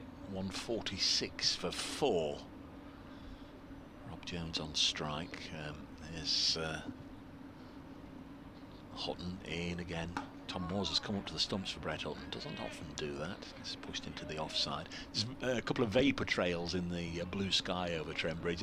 This morning I was just wistfully just sorting my flask out and getting myself ready to come outside, wondering would Notts have a chance today. And as I opened the door, there were 2 vapour trails in the sky. It was like the old symbol for the X Factor, if you remember. It was a cross in the sky, a vapour trail, one across the other one, a huge cross. And I thought, well, if that's a sign, if that's a symbol for the day, it's going to be a no-no. 146 for 4, but Notts have had a decent opening hour and 15 minutes here. They've dismissed Luke Wells for 59, Josh Bohannon for 8, and Dane Vilas for 3. 2 wickets to Patterson, 1 for Hutton, and the other one was taken by Luke Fletcher yesterday. Yeah, it's a type of sky, isn't it, where you can spot planes for quite literally miles around, can't you? They just stand out with the bright blue sky and the sun glinting off them. Great view. I mean, Trent Bridge looks a picture at the best of times, but when the weather's beaming down like this, it's a terrific looking venue. Derbyshire have been made to follow on by Leicestershire, and they've lost a wicket right at the start of their second innings. A bit of work for Derbyshire to do. Trail Leicestershire by 177. They're 11 for 1 second time round. It's Patterson White to George Balderson, who plays forward. He's got his own little mini tussle, which I'm sure he'll be relishing the challenge of facing here, with men around the bat, and Patterson White spinning in from the pavilion end. 4 of them. Leg slip, semi-point, short leg, short mid-wicket as well. All settling around the young Lancashire batsman, who gets forward again, just jabs the ball out into the onside, and it's gathered by Ben Duckett, and there is no run. Just for photographic effect, you'd like to see them replicate what Yorkshire did at the GS Bowl last week, wouldn't you, with everybody around the bat. It's forward, pushes out, and gathered by Lyndon James. Yeah, I don't think I've seen that before. I don't think I've seen everybody around the bat before. I'm trying to. There was a game in the title-winning season actually at Edgbeth. Patterson White comes in and Balderson plays forward in defence, and there's no run, where Kerrigan was bowling and they had loads around the bat, but I don't think they had absolutely everybody. I think they kept one or two out slightly deeper. But that was a pretty special picture, wasn't it, watching all those? Driven back towards the bowler by Balderson, and there's no run. Yes, was it Mason Crane? And no, he batted for a long time, wasn't it? Kyle Abbott and Brad Wheel at the end, just keeping Yorkshire out. Last ball of the over.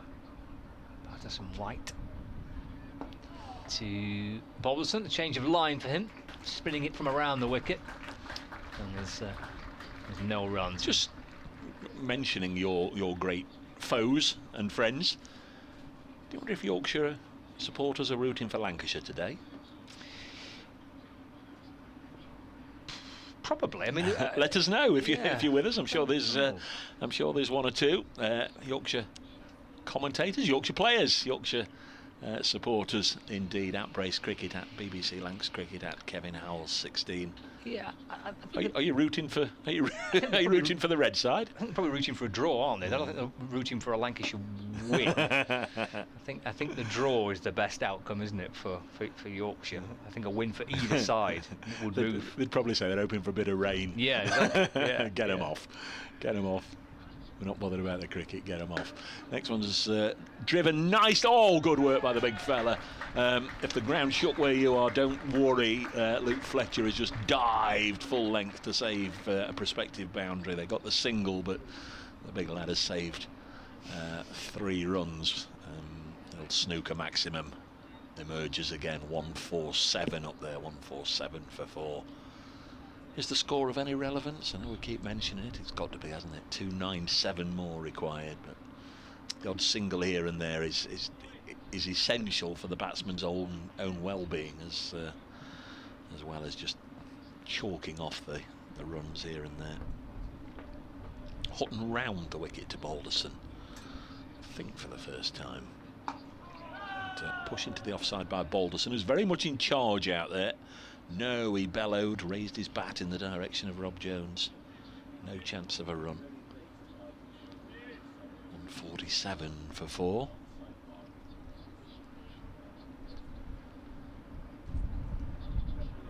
Hello again to Spence and Jono, our cameraman. Mentioned them right at the end of the day yesterday, and saw them. They had a tough old day in the heat yesterday. It's very, very difficult to pick out the players and the action. They glare on their cameras as this one's cut away.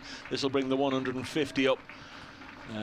Lyndon James diving to his left at point. I think he might just have got a fingernail on it, but too much force on it from Balderson, who continues on his way. He's on to 65. What's his best, Scott? Asking you for the 15th time. No, I think that might be it. I think it was 61.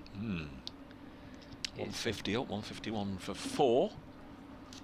Wicket at Edgbaston, while Scott is just checking that Sam Hain is out, caught behind for 8. Or is he caught behind? Or is he LBW?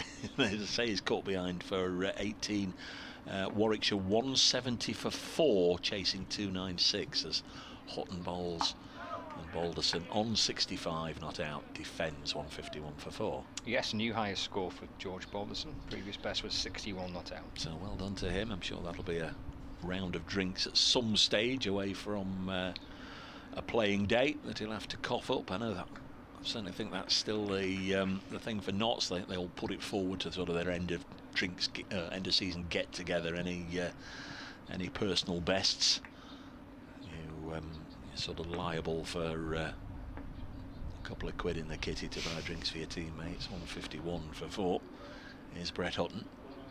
This one goes through to the keeper, so they are at pains to say you're better off if you come into the side as a youngster, just getting a big 100 out of the way straight away, rather than having a best of 20 not out, then 30 not out, then 40 not out, and increasing it gradually, because you can perhaps then be liable for quite a number of drinks at the end of the campaign for your teammates if you keep turning in career best performances. There's Brett Hutton, 6 wickets in the match now for Hutton. Bowls a bouncer. Not seen too many of those, and that certainly didn't inconvenience George Balderson, who's 65 not out. We've had 59 overs in the innings, so we've had 20 overs this morning, and that's seen Lancashire had 36, got 36 for 3, so it was a pretty difficult assignment at the start of the day to try and chase down 444. We're approaching an hour and a half and they've added 36 runs. Yeah, I honestly don't think Lancashire would have even entertained the idea of trying to chase them down for a cup. No. At least kind of deep into the afternoon, I think. But even that's going to evaporate now, isn't it, with still the best part of 300 required. Jones on strike. I mean, you look at Patterson White's figures now: 16 overs, 9 maidens, none for 14. He was 10 for 10, or 10 off 10 at the start of this spell. Jones goes back, I think, just trying to chop the ball away. A little bottom edge, it deflects down to Mullaney, who's at slip. There's no run. Could have had a wicket in the last over, Patterson White. Keen to get amongst them, play his part. Jones gets forward, jabs the ball out into the offside. Picked up by Clark. Jill Clark in that sun hat. It's a short extra cover. Back to Patterson White. Spins one into Jones, who turns it out through the onside. There's no run. Karaoke song of choice, me and Mrs. Jones. Done that a few times. With Mr. Jones going back and leaving it through to the keeper, no run. I never had you down as a karaoke man. Billy Paul. Really? Are you having do you do it after a couple of beers? Or are you up there when you're sober? What do you think? Forward goes Jones in defence, and there's no run. Slater at short leg picks up the ball, hands it back to Patterson White. It sort of came in, the old karaoke, when I was still in the Air Force, so it became a little bit of peer pressure. You know, everybody would have a go and you'd have to have a go. But certainly Franklin Stevenson in the West Indies, he's had me doing it as well. It's chopped away through the offside, off the back foot by Jones, out towards deep point, and gets a run, so doubles his total. He moves to 2.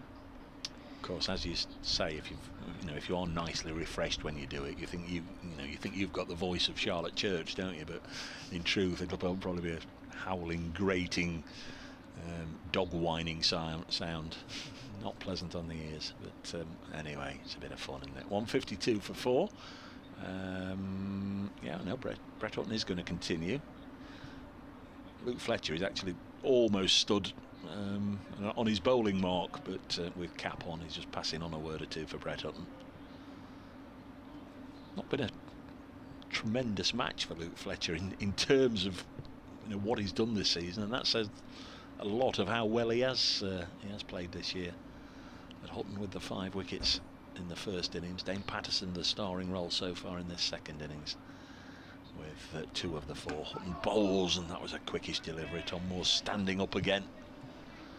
Crikey, what chance has he got at that speed, if there is one nicked? It's either going to stick or it isn't, obviously, but not much chance for the wicket keeper to react, isn't it?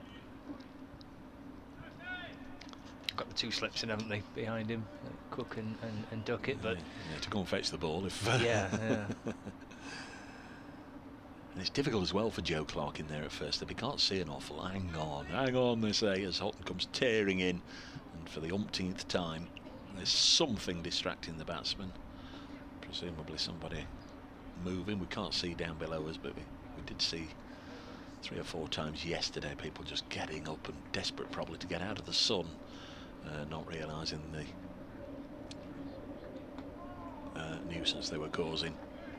That is well taken by Tom Moores outside the off stump. Sounds like a fast jet rather than a holiday aeroplane overhead somewhere. I'm sure you can pick out in the effects microphone. Can't see it. Red arrows have been about. Often in Newark we see them a heck of a lot of times because they're based in Lincolnshire. The rumble of them. This goes through to the keeper, and Moores whips off a bail.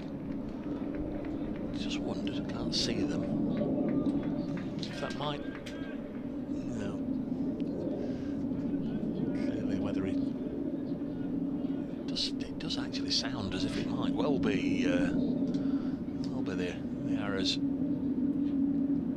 or the dead sparrows, as they're colloquially termed. 152 for 4 it remains. Good work by Moores.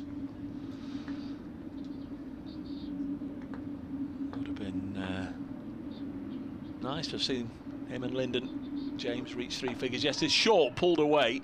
It's a mistimed pull. In fact, he's only going to get a single. Rob Jones there moves on to 3, but he really went at it hard.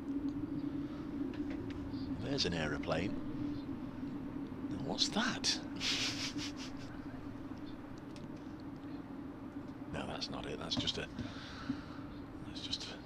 small single 2-winged effort, but that certainly wasn't making the noise. 153 for 4 is the score. The other Division 1 game, Warwickshire 175 for 4, needing 121 more. Lancashire's task slightly larger. Houghton bowls down the leg side, again well taken by the Nottinghamshire wicket keeper, who celebrated his birthday the day before this match started. Tom Moores. Last week Lancashire drawing with Warwickshire, Notts defeating Somerset, and Yorkshire and Hampshire drawing. They were the first matches in Division 1, and this week Yorkshire defeating Somerset in 2 days at Scarborough. Next ball is gently pushed away by Balderson, on to 66, always increasing that career best now. 154 for 4, and he will keep strike as it's the end of the over. Notts are still -2 on their over 8, and we're going to have a hand sanitising break as we hit midday here at Trent Bridge. Elsewhere quickly then, Durham have wrapped up a victory of an innings and 42 runs over Glamorgan. Derbyshire following on 18 for 1 against Leicestershire at Derby, trailing by 170. Northants 159 for 3 at home to Surrey, needing 161 more to win. And on day 3 down at Hove, Sussex 189 for 1 against Middlesex, with captain Tom Haines on 108 not out, and former captain Ben Brown 50 not out.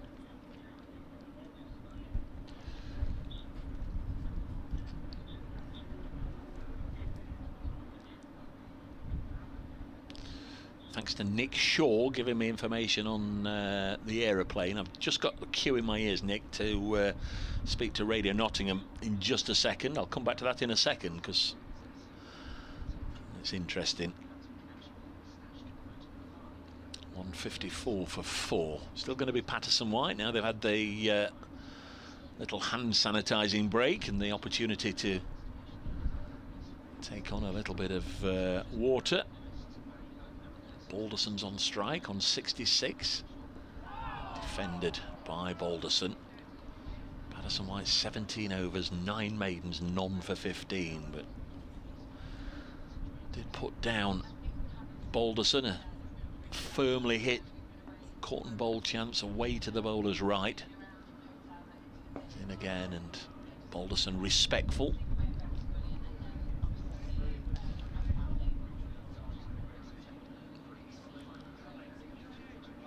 There is that update. Yeah, Notts very much on course. They've had a good first hour and a half on this final day against Lancashire, who are now 154 for 4. Just the 1 wicket taken yesterday by Luke Fletcher, but this morning a stand of over 100 broken by Dane Patterson, who dismissed Luke Wells and then followed it up with the wicket of Josh Bohannon. And just to give Notts more of a chance of winning this today, Brett Hutton has now removed Dane Vilas, the Lancashire captain, for 3. So Notts need 6 more wickets. Lancashire's victory target, remember, is 444. They're 154 for 4.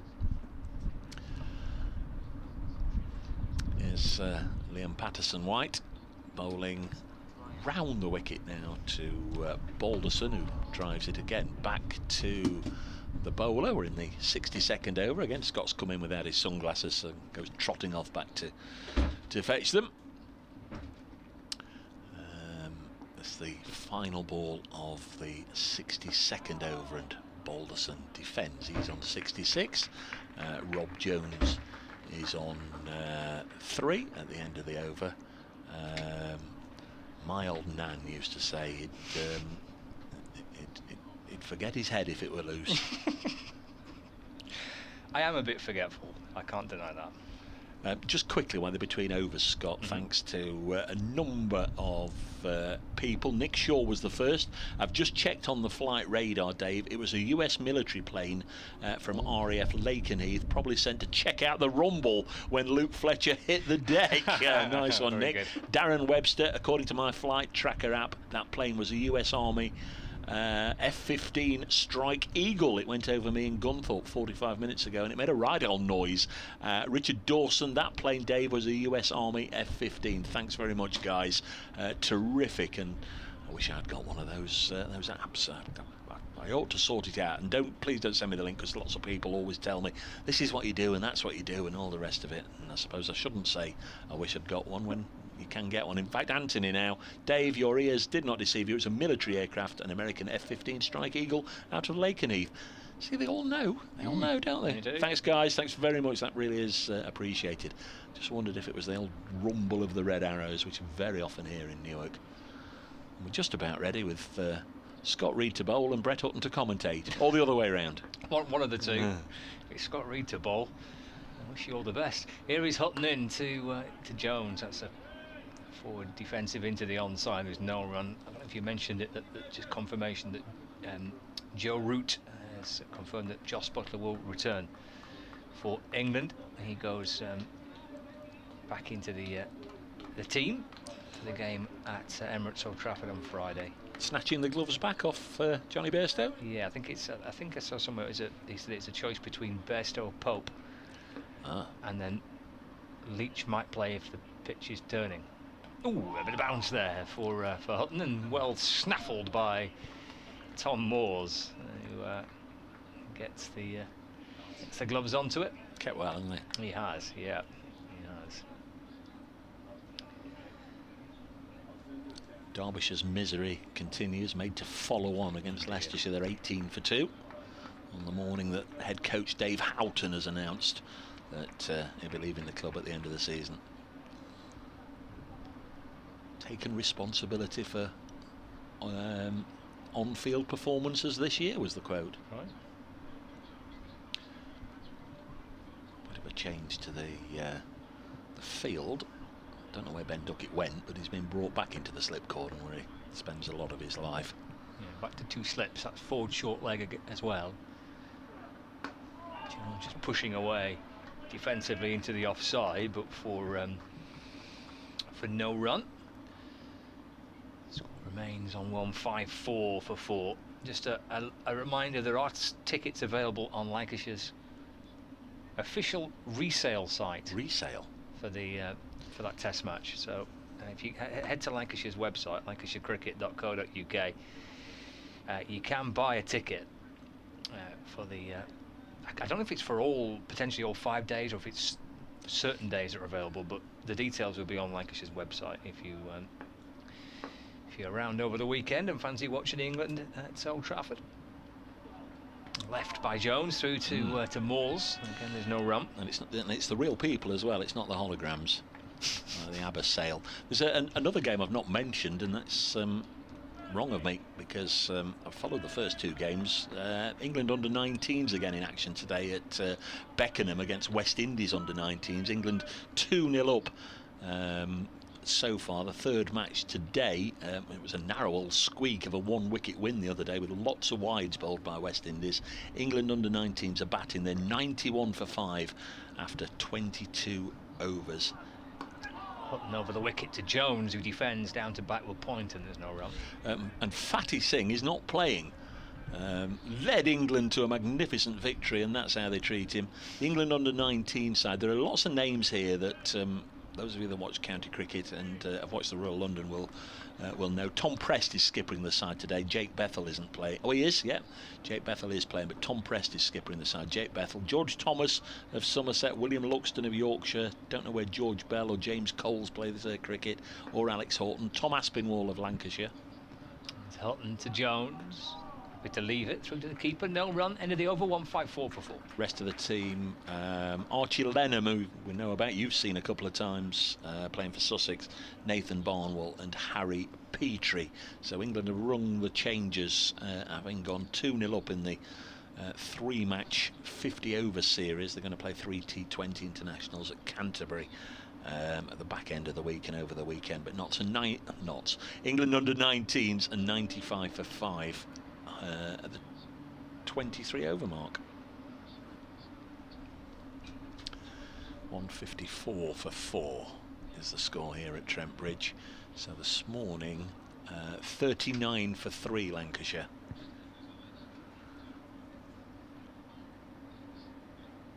Just a little bit of musical chairs here with the fielders. Stephen Mullaney directing traffic, a member of the Carabinieri.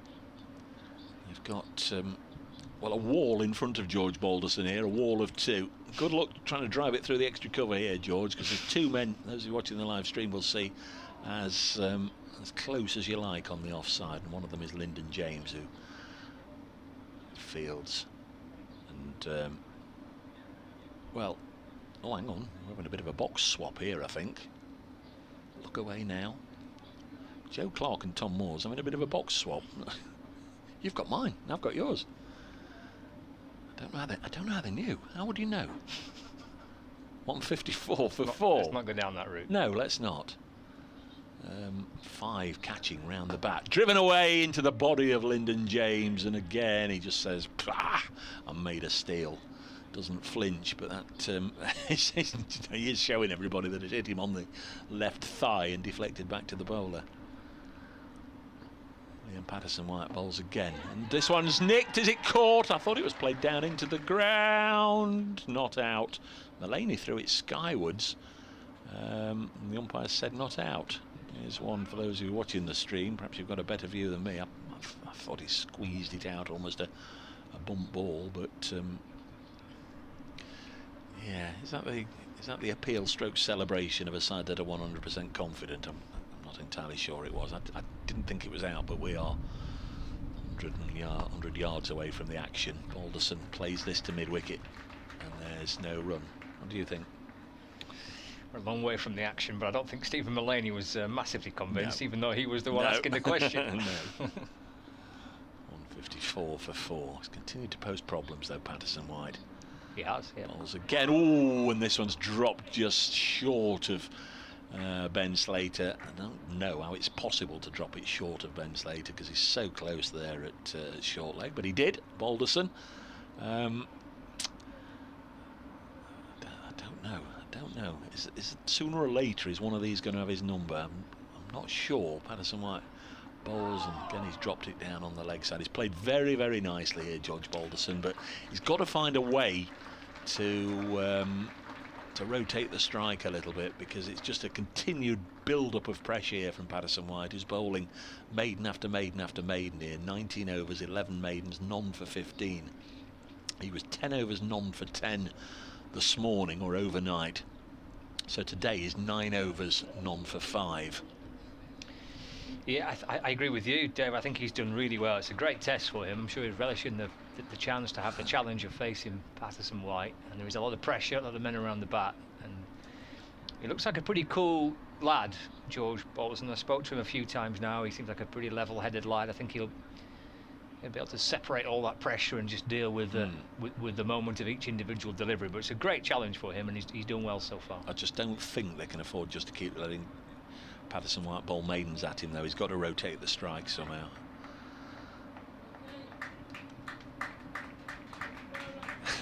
Luke Fletcher has bowled 15 overs, 1 for 66, not been at his best yet. He's got ball in hand, and you know they're already eager to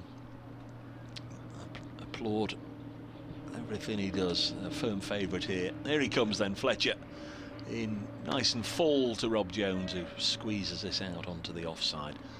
Almost a sense of normality with the field. We've got 2 slips, a backward point, an extra cover and a mid-off. 4 on the long, the leg side, a long legger mid-on, and then we've got the short leg and a shortish mid-wicket for Rob Jones, who's 3 not out this morning. Wells went for 59, Bohannon for 8 and Dane Vilas for 3. There's Luke Fletcher in to Rob Jones, and the push out to point, and there's no run. I guess Notts have just got to get back on it. There might have been a little bit of a sense of we're on our way, having got Dane Vilas in and out very cheaply, but there's still some fine players both at the crease and to come, and they've just got to keep pegging away, haven't they? Remain patient. Andrew Wallace has been in touch, head groundsman at beautiful Wormsley. We were only talking about that a day or 2 ago. James Coles plays for Sussex and Oxfordshire as well, Dave. Plays his club cricket for Aston Rowant as Fletcher bowls and Jones defends. Plays his club cricket for Aston Rowant. Their chairman, Simon Tremlin. He works with Andrew on the ground staff at Wormsley. Thanks for that. Good luck to James Coles. Andrew Wallace getting in touch. 154 for 4. Lovely at Wormsley. Next village, I think, is I don't know if it is Dibley, but it is where they filmed the Vicar of Dibley. Those scenes and whatever. Very nice vista from the ground. You can look down the valley. This one goes through to wicket keeper Tom Moores. You looked at me then as if you'd never heard of the Vicar of Dibley. No, I have. I was behind my sunglasses. I was smiling because it's I quite like the programme. It's quite harmless, isn't it? But quite funny. I think the 2 great ones were the one where she ate all the Christmas dinners, and the other one where she was jumping in puddles. And the Christmas dinner one, she went round to everyone's house or something, didn't she, for dinner? Yeah. The one where she jumped in the puddle and went. Went like neck deep. Neck deep, yeah. There is Fletcher into Rob Jones. Ooh, threw him into the gloves of the keeper. That's how I was when I got stuck between the train and the platform at Newark Station once. 154 for 4. You know, when they say mind the gap, that was me. I've told that story a few times. It's still one of the most embarrassing moments. Mind the gap. Let's just help Bracegirdle out. He's wedged between the train and the platform. How big was the gap? Well, you know the gap, don't you? They say mind that. That's why I was wedged. If it was any wider, I'd have gone straight down and under the train. But you've had a shocker there, haven't you? I did. Dear, oh dear. I did. Fletcher bowls right on the money, but Rob Jones has played him nicely in this over. It's nice to see Fletcher come back with a tidy over, because I don't think he was necessarily at it yesterday. There was 1 or 2 that strayed away down the leg side, and 1 or 2 half volleys were put away, but that's a decent over from the Bulwell bomber, as he's known in these parts, George Balderson. 66 not out. This partnership, you know, is it's only worth, or is worth 8, and they're racking up the deliveries. They've faced 60 balls between them, Jones and Balderson. Just looking at the game between Warwickshire and Hampshire, so still 4 down, 190 for 4. Warwickshire need 106 more runs to win. Patterson White to Balderson, that's nudged into the onside for no run, and Hampshire needing 6 more wickets for a victory, but obviously they're boosted by the fact that Mohamed Abbas can bowl today. He is bowling, is he? He's taking a wicket. Ooh. Sam Hain caught Allsop, bowled Abbas for 18. Forward again, Balderson goes in defence and there's no run. I'd only seen the score. I hadn't noted who'd taken the wicket. I'm slightly disappointed, as I say, because Notts play Hampshire next. Crucial games as we get through the early part of the second stage, as Balderson goes back and turns it into the onside for no run. In fact, we're at the halfway stage, aren't we? Game number 2 of the 4. Can't get him away. Can't get him away. He's on 66. All those fielders crowding Balderson as he plays forward and drives. Stopped at mid-off by Hutton. Breton, Hutton at mid-off, and there's no run. Fletcher at mid-on, a little deeper than Hutton, who's a little closer in at mid-off. Fizzed in. He gets a run here as he goes back and slashes the ball out towards deep backward square leg. Oh, he gets 4 of them. Moves up to 70, George Balderson. Score moves on to 158 for 4. First runs he's leaked for ages and ages and ages, and it was just obviously came out wrong. Just a nice juicy long hop.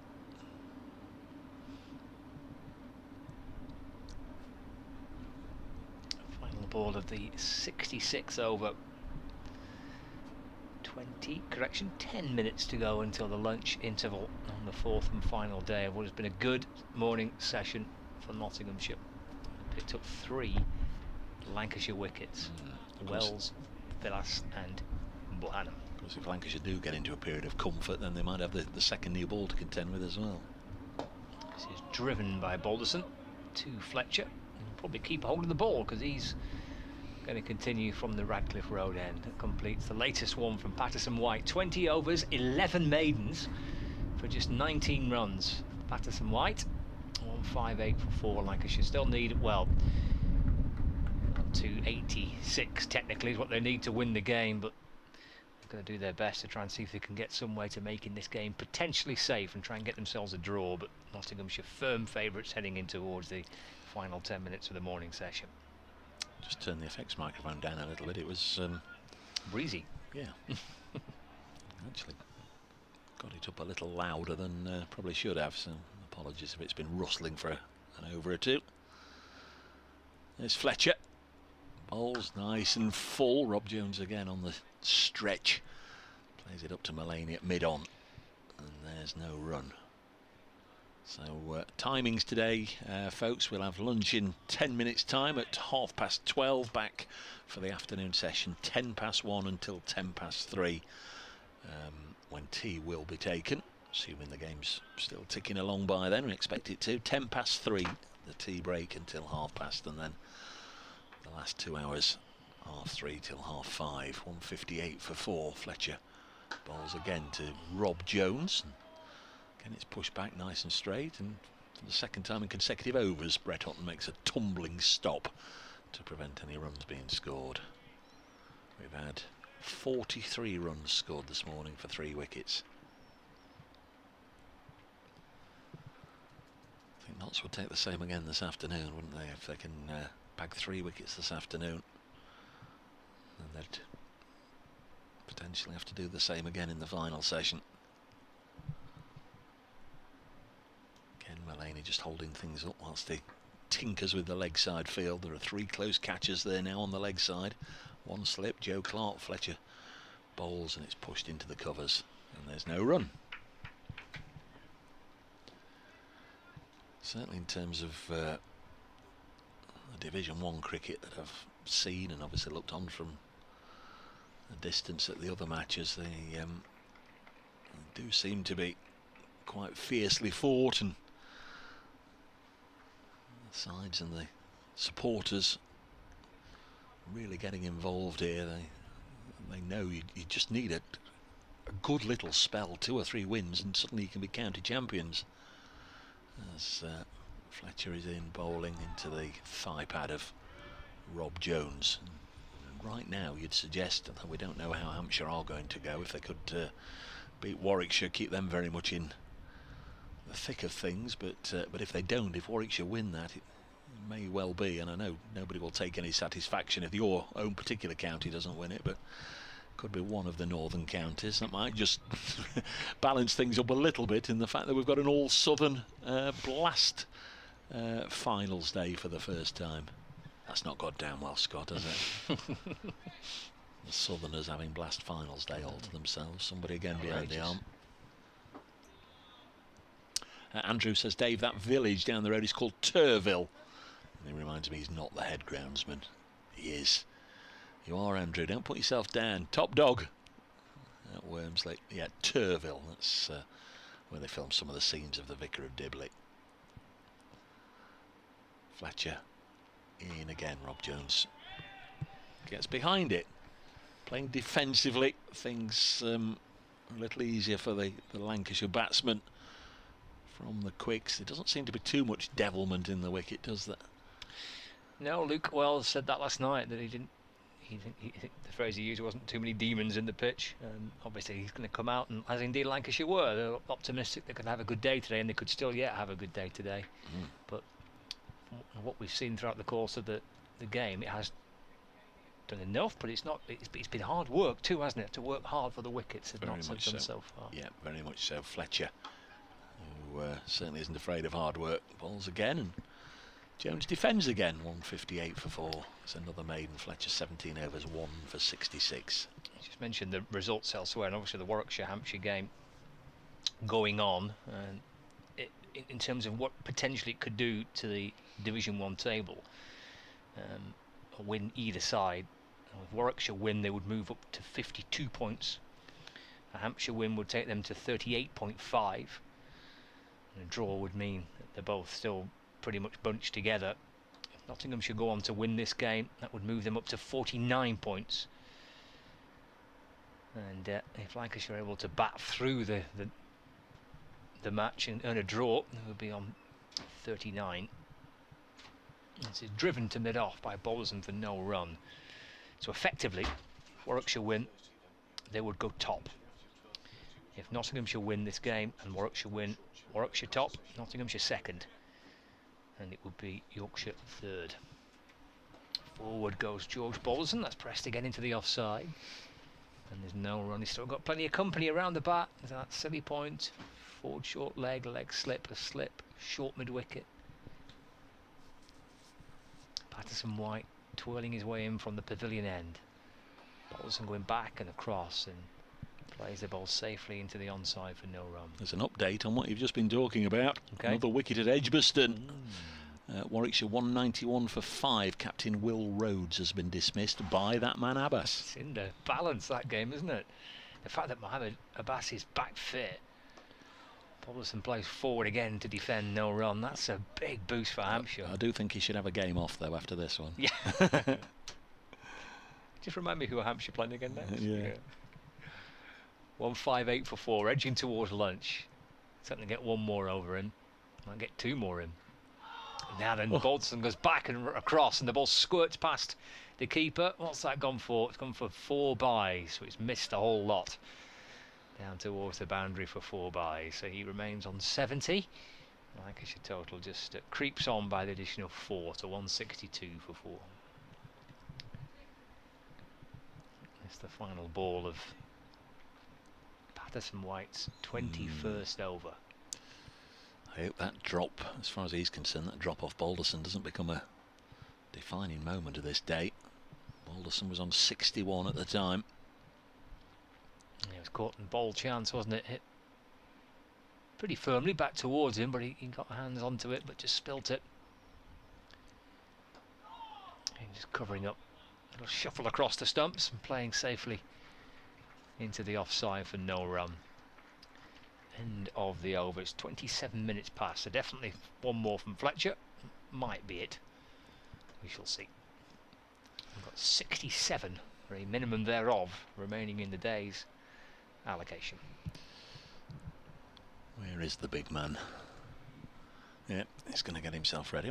Might just have seen the skipper take his cap off and send one down. He's not bowled much, has No, he doesn't bowl much nowadays, Stephen Mullaney, but he's over the years had a fine reputation as a partnership breaker. He's often come on and got a key wicket. I can remember, I know we are now going back a few years, but the legend is still there of when he came on for 1 over before lunch at the Oval against Kumar Sangakkar and clean bowled him, and that at the time was a mighty scalp. He was world ranked number 1 or 2 at the time, and Mullaney came on and did for him. That was a huge moment that I'll always remember. I think Surrey won the game in the end, but it's a nice wicket. I'd have been surprised if he'd had an over, but equally not surprised that there's movement behind the arm. Rob Jones immediately backs away. Luke Fletcher's not too thrilled with Rob Jones, but Rob Jones absolutely entitled to be given a clear back drop. Maybe Nottsfield is perhaps just soaking up a bit of time, so it is the last over, I don't know. There is Fletcher now in bowls to Rob Jones, who's worked it away square on the leg side. There will be a couple of runs here. Dane Patterson, who picked up 2 of the 3 wickets in this session, doing the fielding, and Rob Jones does help himself to a couple of runs.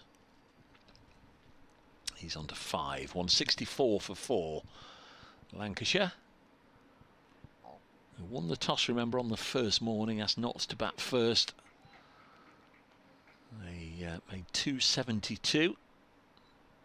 Lost 5 wickets for 30 either side of tee on that first day, although they may have been on for some more. Lancashire bowled out for 168. Fletcher bowls, and slightly slower ball floated up there. Jones watchful, keeps it out. Notts with that first innings advantage of 104. Really built on that 339 for 8 before they declared in their second innings, with Tom Moore's 97-91 from Lyndon James, setting Lancashire 4 and a bit sessions and a nominal victory target of 444. They were 115 for 1 at stumps last night. They're 164 for 4 right now as Fletcher bowls again. That's gone through. They're going to take a throw from Joe Clark to this end, very close to hitting the stumps direct, with Rob Jones, who'd been called through by Balderson, a little late to react. Clark just lobbed it towards this end. There was nobody at the stumps to take it, and it was just a case of whether the ball would hit the stumps or not from Clark's lob from 45 yards. It's a bye, a little chaotic way to end the session, and the 2 batsmen having a chat together. Sorry, mate. 165 for 4. Jones with his 5. Balderson 70 not out, 3 balls left in the session. So the left-hander down onto strike to just try and see Lancashire through to lunch without any further calamities. This is the 69th over. Fletcher bowls to Balderson. He's hit it straight back, and it's hit the boot of Fletcher, who has been struck on the instep, and he's down for the 10 count.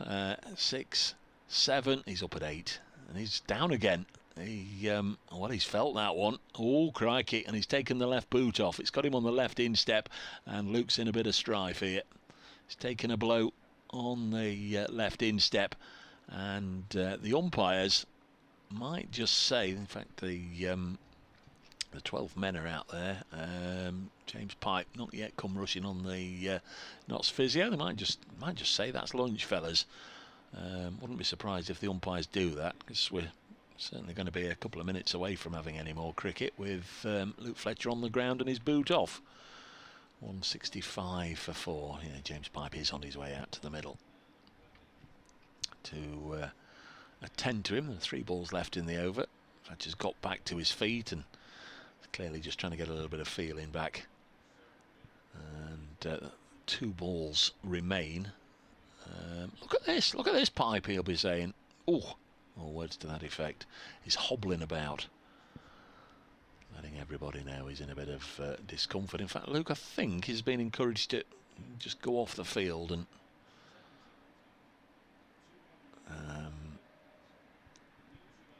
maybe the over will be finished by somebody else. Perhaps it will be Stephen Mullaney. I think it might well be Stephen Mullaney. So that's a little... Oh, now he says I'm okay. Oh, is he playing up here, Luke Fletcher? Hey, is he playing up for the pantomime crowd? I'm all... Yeah, come on. It's always getting a round of applause, yeah. Go on, Fletch. I'm okay, Skip. I'll do it. I'll do it for you, Skip. Mullaney thought he was going to get a bowl there. He's handed his cap over to the 12th man who's run off with it, so Mullaney's capless. He was going to try and come on and do a Sangakkara to George Balderson, but Fletcher now... I don't even think there was the old magic spray required. Just a little bit of sympathy from his teammates and from the crowd. That's all he needed. And now he's back at the end of his mark, going to bowl to Balderson. Comes in a little bit even more laboured than normal and bowls a ball that kept low. It didn't bounce. Don't know how he's bowled that one, and they go through for another bye, as Tom Moore's was taken by surprise as well. Bit of a strange ending to this session. It was a bit of a strange start to the session, wasn't it, with that random delay while the ball was changed before we even had a ball bowled. So maybe it's quite fitting that the session ends in a slightly quirky way. Yeah, this will be 30 overs that we've had when this ball is delivered, and what have we had? 51 runs. 51 for 3. Next ball cut away, in fact 55 for 3 because a boundary. Nice way for Rob Jones to go and enjoy his lunch off the back of that. Cuts it away for 4 to move on to 9. So Lancashire will lunch on 170 for 4 from 69 overs bowled here at Trent Bridge. Rob Jones, as I say, is 9 not out. George Balderson batting through the session. He began it on 45 not out, ends it 70 not out. He'll have hopes of making it personally into a magnificent afternoon. Lancashire require 274 more. Don't think that was ever really going to be a huge feature of the day, but they've only got 6 wickets left. They've got 2 more sessions to last 66 overs. Thoughts on the session, Scott? Well, a good one, isn't it, for Nottinghamshire? I've got to say, from a Lancashire point of view, absolute enormous credit to the way that George Balderson has batted last night and this morning. This is for him personally, in his development and his start in the professional game, this is a really, really terrific effort, a very, very encouraging start for Balderson. He's batted beautifully for 70, but yeah, great morning for the home side. Thanks very much to Scott Reed. Remember, 1:10 they'll be back out there playing, and we'll bring you the commentary then. Hope you'll join us in ample time to see how this one pans out. At lunch, Lancashire 170 for 4.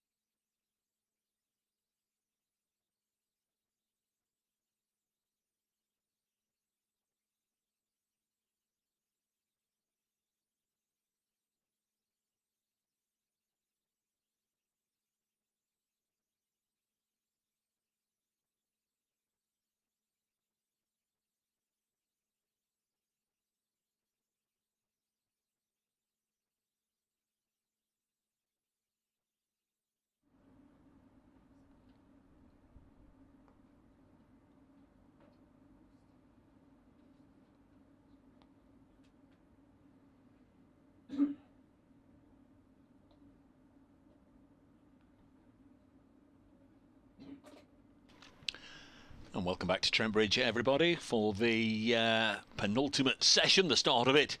Anyway, with Nottinghamshire playing Lancashire here on the final day of this LV Insurance County Championship Division 1 fixture. At lunch on the final day, Lancashire batting 170 for 4, having been set a victory target of 444, so they're still some way away. They require 274 more. Realistically, I guess, in terms of if we are going to get a positive result, Nottinghamshire require 6 wickets. 66 overs remain. The 2 not-out batsmen. George Balderson, career best score for George so far. He's 70 not out. Rob Jones with him on 9 not out. So work to do, certainly in this session, and Lancashire will hope to have wickets intact to take it into the final session after tea. Good afternoon, I'm Dave Bracegirdle from BBC Radio Nottingham. Scott Reed from BBC Radio Manchester will be with me in just a moment. Kevin Howell's also here from 5 Live Sports Extra. He'll pop in from time to time to say hello, also keeping a beady eye on events at Edgbaston, where Warwickshire and Hampshire, also in Division 1, are in a similarly tense position, with Warwickshire requiring 101 runs, Hampshire requiring 5 wickets, and the outcome of that one, the outcome of this one, could be many different scenarios as we all look at the Division 1 table tonight. For Notts, they initially, I think, will be very pleased that the big bear of a man that is Luke Fletcher is out on the field. He was injured in the final over of the morning session. It's going to be Liam Patterson-White to get us underway. First ball from the pavilion end, bowling to George Balderson, and he blocks the first ball. Did have a life on 61, Balderson drilling it back to the right of Liam Patterson-White. Left arm bowler, left-handed naturally, flung himself to his right, both hands to it, couldn't hang on. Next one turns a little bit and Balderson lets it strike him. Surrounded by players, with 1, 2, 3, 4 of them right round the bat, but we've got a short mid-wicket as well, so probably 5 and the keeper. This one's played on the leg side and fielded by Ben Slater. Stephen Mullaney's at slip without a helmet, but Lyndon James on the offside. Joe Clark and Ben Slater all under the lid, close in. Balderson again gets a stride in to defend. 170 for 4. Not sure what has been spotted here by Joe Clark. Just perhaps distracting George Balderson, saying you've got something hanging out the back of your trousers, mate. Bit of cotton loose, should I pull it off? Attempted push into the offside, goes straight to the fielder, and it remains 170 for 4. Patterson-White has been absolutely miserly. He's coming to the end of his 22nd over here. Bowls and Balderson defends, so maiden to begin the afternoon session. Liam Patterson-White bowled 10 overs yesterday for 10 runs. His figures now are 22 overs, none for 19. So today 12 overs for 9 runs only. One of those was a boundary. Like I say, nothing in the end column, none for 19, but he could have had Balderson caught and bowled, and that would be really cruel on him and Notts if that turned out to be a pivotal moment. 6 wickets required. Going into this session, you sort of look at things, 66 overs remaining, so Notts 1 wicket every 11 overs, and that would get the job done.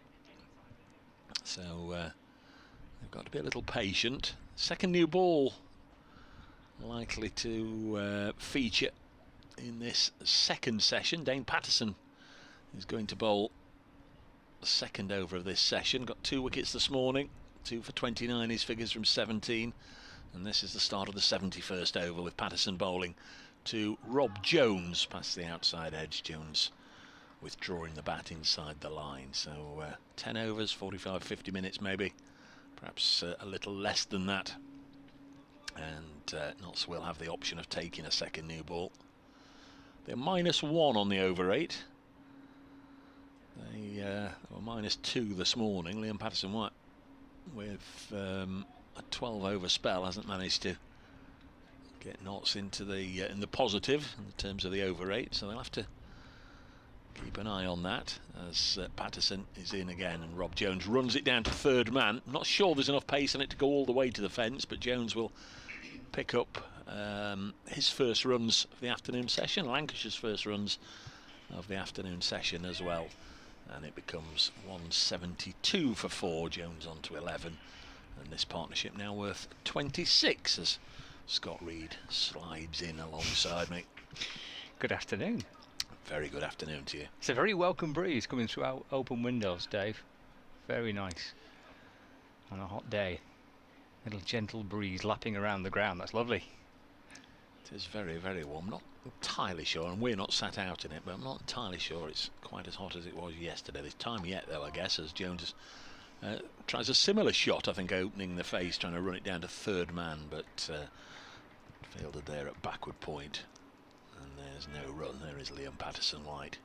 172 for 4. Start of the session, Scott, Lancashire require 4.15 per over to win it. I mean, if it was a one-day match, you'd say, yeah, very much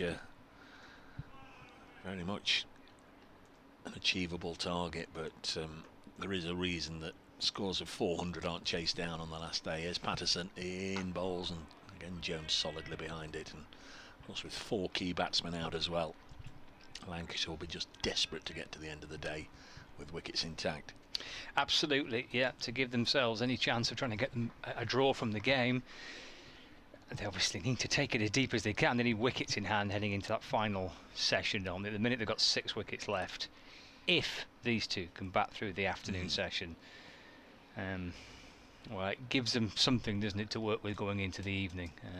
But it's been a good day so far for Nottinghamshire. They've plugged away. I think they bowl well, and as you say, they've picked up 3 vital wickets. Wells, Bohannon and Villas had 3 big wickets to get in the morning session. Patterson again, past umpire Nick Cook, bowls, and Rob Jones pushes it back to the bowler. The South African just momentarily stands and looks at him. I wonder what thoughts he had there. Perhaps he thought he'd got through Jones' defences. Bowled beautifully, I thought, this morning, Patterson, and he got Luke Wells caught behind. Good diving catch by the keeper, and then Josh Bohannon trapped LBW, one that just nipped on. He's a skiddy bowler, and he's now got 41 wickets at 19 apiece in the Championship. Dane Patterson missed, didn't play in a couple of games, so a good return for him. He's helped away down to long leg for a single on this particular occasion as the 71st over comes to an end. Jones on to 12, 173 for 4 here on BBC Radio Nottingham, BBC Radio Manchester, BBC Radio Lancashire, and occasionally we're nipping in and out of 5 Live Sports Extra, but as I mentioned, Kevin Howells is also just keeping a beady eye on events at Edgbaston, where Warwickshire and Hampshire also bobbling up into a tense finish, and the right game at the right time, I guess, for the listeners will be featured on 5 Live Sports Extra.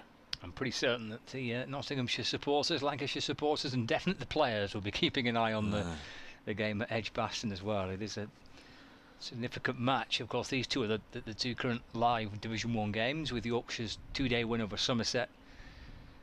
So these are potentially vital few hours, with teams could have a relatively significant gap at the top. 1 or 2 could have a decent chunk ahead of their rivals at the end of the day.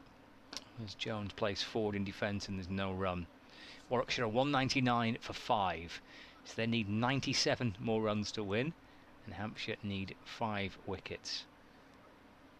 I'm amazed we've got to the 4th day of that match, when Hampshire were 90 all out on day 1 and Warwickshire won 120 all out. Patterson-White to Rob Jones, just flicked down towards long leg. Jones shuffles his way back for 2 and moves to 14, and Lancashire to 175 for 4. Yes, he's still ahead of overs to runs, Patterson-White. He's now gone for 21 runs in his 23rd over. At some point, you'd imagine he'll just go away for a couple of boundaries, and he won't be able to catch the runs up anymore. And the balls to Jones, whipped out through the onside, but Slater's at short leg, and there's no run. just to emphasise the point that Dave was saying about there's a reason why teams don't chase down 400 that often, and how it was a stern ask for Lancashire as Jones is forward in defence and there's no run. They've only got to 400 3 times previously in their 4th innings in the history of Lancashire. 2 of those times back in 1910, both in the same season. The last time they got more than 400 batting 4th was 2007. Forward again goes Jones, pushes out into the onside, and there is no run. 175 for 4. So slip, short leg, silly point, short extra cover, backward point, deep point, mid off, mid on, deep backward, square leg. Right onto the front foot goes Rob Jones. And let's play back towards the bowler. And there's no run. End of the over. Yeah, was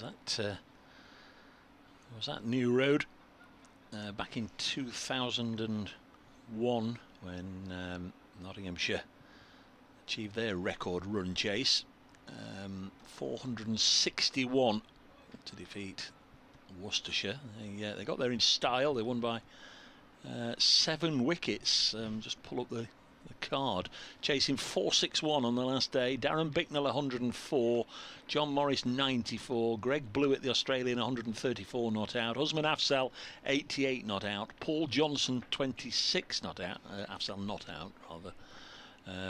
Paul Johnson 26 not out as a new over starts from Patterson, pushed into the offside. Due in at 6, didn't get a bat. Kevin Peterson. I mean, chased down 461. There's been nothing like it before or since, but I was there 20 years ago for that one. 175 for 4 here.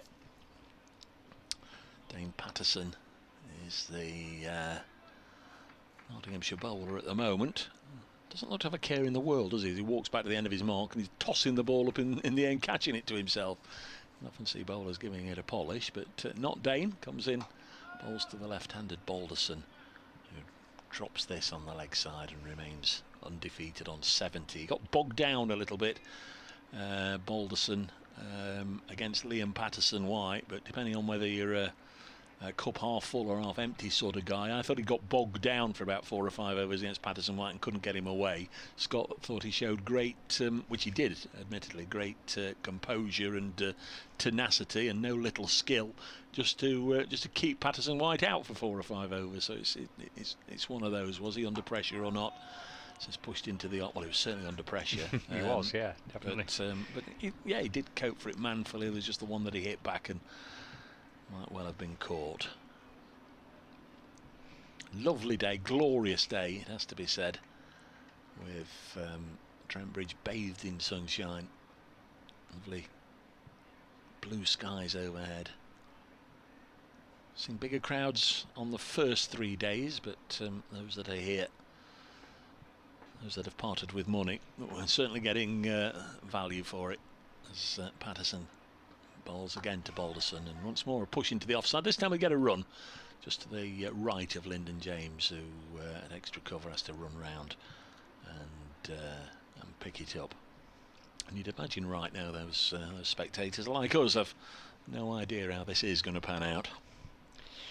No, they'll be predominantly, of course, Nottinghamshire supporters, so they'll be hoping it pans out in a certain way, but except for a fascinating couple of hours, I think. See how far these two can take it in the early part of the afternoon session. There's Patterson now to bowl to Rob Jones, who's on 14. Leaves us alone. It came back and goes through to Moores. Yeah, you're definitely right about Nottinghamshire supporters clearly outnumbering, but it was interesting. The last ball of the day last night, and then obviously the umpires called time. There was a huge cheer to my left, as if there were a handful of Lancashire supporters here that really saluting what Balderson and Wells had done in that last session, batting through it without a wicket. So certainly Lancashire supporters here enjoying it as well. Patterson bowls and again Jones leaves it alone. End of another over, 176 for 4, and a quietish start to the afternoon session for both sides. Indeed, yeah, and be patient Patience is, I guess, the key word for obviously for the batting side, but also for the bowling side for Nottinghamshire as well. And a brief chat to Stephen Mullaney last night about how he thought the game would the final day would progress.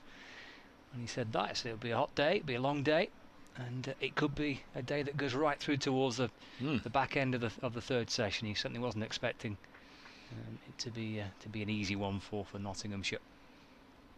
Plenty at stake. Here's Balderson on strike, 71 not out, and Patterson White comes in and bowls to him and goes back and defends. He's pushing into the offside, and there's no run. So there's a short leg, forward short leg, silly point, and slip, short mid wicket, short cover. Got plenty of friends. Georgie B he gets forward to this delivery from Patterson. Stopped low down to his right by Ben Slater. Those two fielders on the leg side, both close in, one pretty much square, the other one in front. And Patterson White, Balderson reaching forward, keeping the ball out, bat in front of his pad. Lyndon James at silly point, gathers the ball, lobs it back to the bowler, skips his way back in, it's back and across this time. Defends and walks backwards, actually, just takes a few paces back towards what would be kind of a leg slip position, just gathers his thoughts. Pretty intense, isn't it, with overs being bowled pretty quickly, and he's faced a loss of Patterson White. And just nudging away into the offside for no run, 176 for 4. This is where some of those fielders are in there close who wouldn't normally be in that sort of position, just sort of get a bit of a feeling of what it's like to be a wicket keeper. You've absolutely got to focus every ball close in, right in the action. Toss wide, and it's played out into the offside for no run, and Balderson turns and loops out towards the leg side, then swivels back and decides to go down and have a chat with Rob Jones. He's got through another Patterson White over. 176 for 4. Patterson White's figures 24 overs, 14 maidens for 21 runs. Ideal world, I guess Stephen Mullaney would be hoping his side can winkle out a wicket in the next 6 overs so that they would take that second new ball when it became due with a new batsman on strike. We've got Stephen Croft in, or listed to come in next. George Lavelle, Tom Bailey and Saqib Mahmood. Oh, we've got Danny Lamb as well, I beg your pardon. Next ball, bat and pad together, strangled appeal. I'm looking at the first innings scorecard because Danny Lamb came in as a night watchman, so he will sneak in there, I guess, at probably at 8.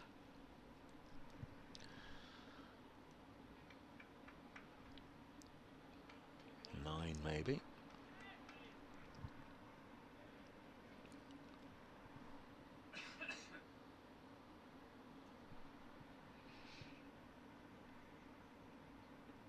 There's Patterson.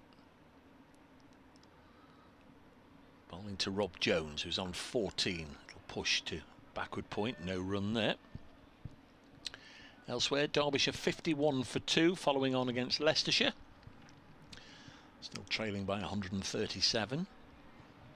This morning, Durham eventually polished off Glamorgan by an innings and 42 runs, that in Division 2.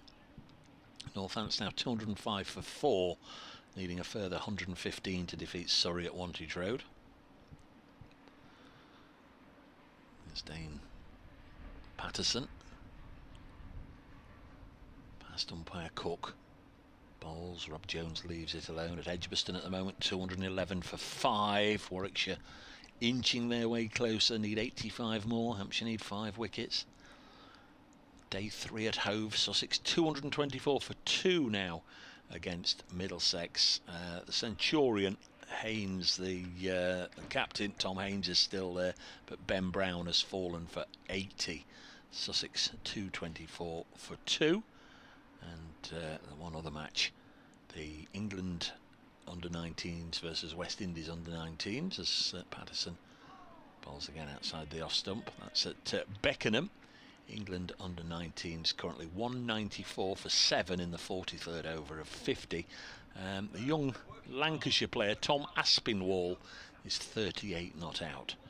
He's that's the second top score for England. George Bell made 44 earlier. Fatty Singh of Nottinghamshire not playing in this one. England 194 for 7.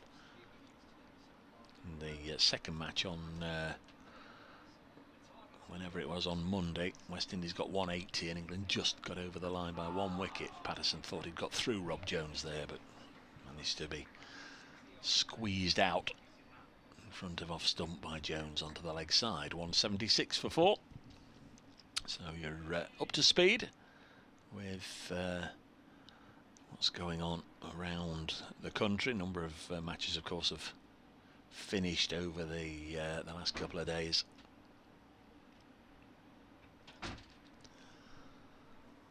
One ball left in this, the 75th over. Patterson's 20th over, about to come to an end.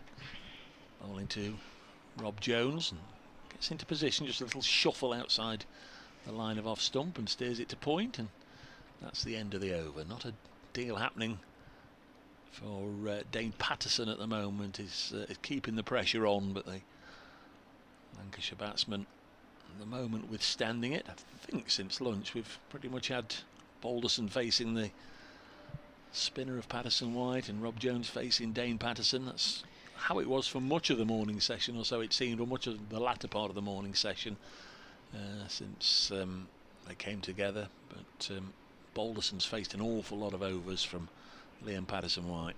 He has. I remember speaking to Mark Chilton, it might have been a few seasons ago, about situations like this, and the point that you made before lunch, as he starts a fresh over to Balderson, plays forward in defence and there's no run, is if you can rotate it just a little bit, it just gives that batsman a breather from facing that type of that particular bowler. But at the minute that's tough going, and new ball becomes available.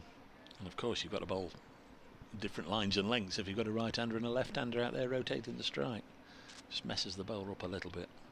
Patterson White to George Balderson. Gets a run here. It'll flick away off his hip. That'll give him a breather for a few deliveries. Rob Jones will face the spinner on 77 for 4. Balderson to 72 brings Jones back on strike. Presumably Hutton and Fletcher with the new ball then. Yeah, assuming Luke Fletcher's fit to go. I mean, he is out there. Yeah. Did you see he went off hobbled? Yeah, hobbled off. Yeah. Forward goes Jones. That's dropped back down the pitch. There's no run. Stephen Mullaney's just turned his arm over a little bit. I just wonder if he's going to have 2 overs before the second new ball's taken. In comes Patterson White to Jones, who presses forward, and that just. We went past the edge of Jones's forward press. He made a little extra bounce, just a fraction on that too. Mullaney thought he was going to get a bowl before lunch, didn't he? Because he was going to finish Fletcher's over. He was quite keen, wasn't he? Then Fletcher leapt up. Yeah. Leave it to me, Skip. It's a miracle return to fitness. And again to Jones. Just clips that one away, just in front of square on the leg side for a single. End of the over. 76 gone of the Lancashire second innings. So 4 overs left before a new ball does become available for the Nottinghamshire skipper to take. And it looks like he might have a bit of a go himself here. 178 for 4. 8 for none in 7 overs since lunch, so it has been a fairly pedestrian start to the session. But Stephen Mullaney is going to get his first bowl of this second innings. Bowled 3 overs, none for 16 and none for 18 in the first innings. Here's a radio update. Not still looking for their first breakthrough since lunch. They managed to pick up 3 Lancashire wickets this morning. Lancashire currently 178 for 4. I think any prospect of an unlikely run chase for the visitors has long since evaporated. Remember, they were set to score 444 to win this game. That's now out of the question. 2 wickets this morning to Dane Patterson, 1 to Brett Hutton. The good news for Notts is that the second new ball is just around the corner, 4 overs away. Stephen Mullaney's just coming into the attack just to soak up a couple of those 4 overs that remain. Notts need 6 wickets, and they've got 59 overs left today in which to get it.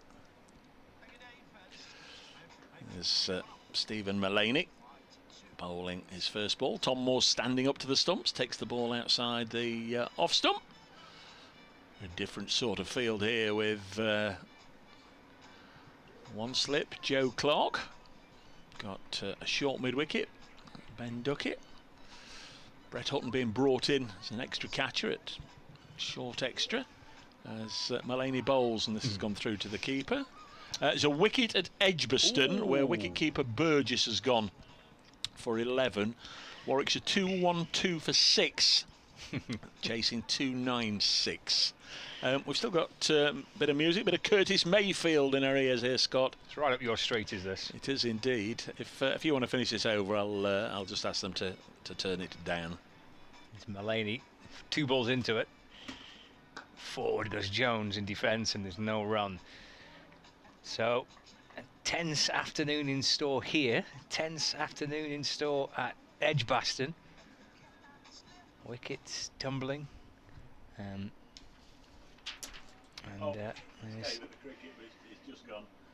one side battling through to try and save a match. And Edgbaston, both sides fancy winning the game. It'll nudge away by Jones out towards backward square leg. And he comes back for 2. Actually, the ball just deflects down towards the long leg boundary. So 6 down Warwickshire. Hampshire need 4 more. What do Warwickshire need? Still needing 100 and something. No, need 80, do they? 84 to win. Okay. 4 wickets are 84 runs.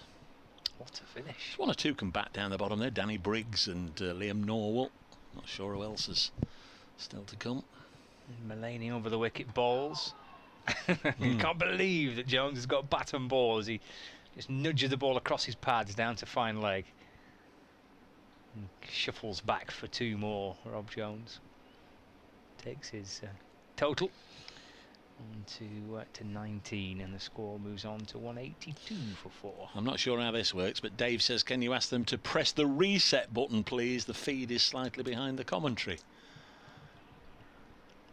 Can they do that? We could try and... We'll ask.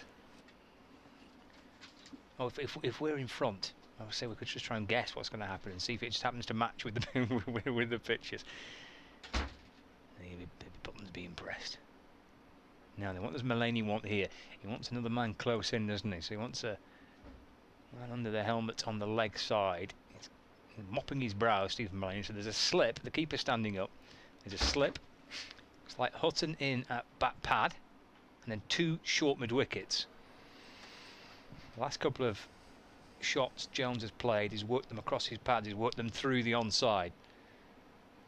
Which might just take that scoring chance, or that shot away from his game with that short leg, 2 short mid-wickets in place. That's what Mullaney's done. Final ball of his first over, Jones on 19, 182 for 4. Into Jones. So he plays it with a straight bat. Ball snaps out through the offside for no run. End of the over.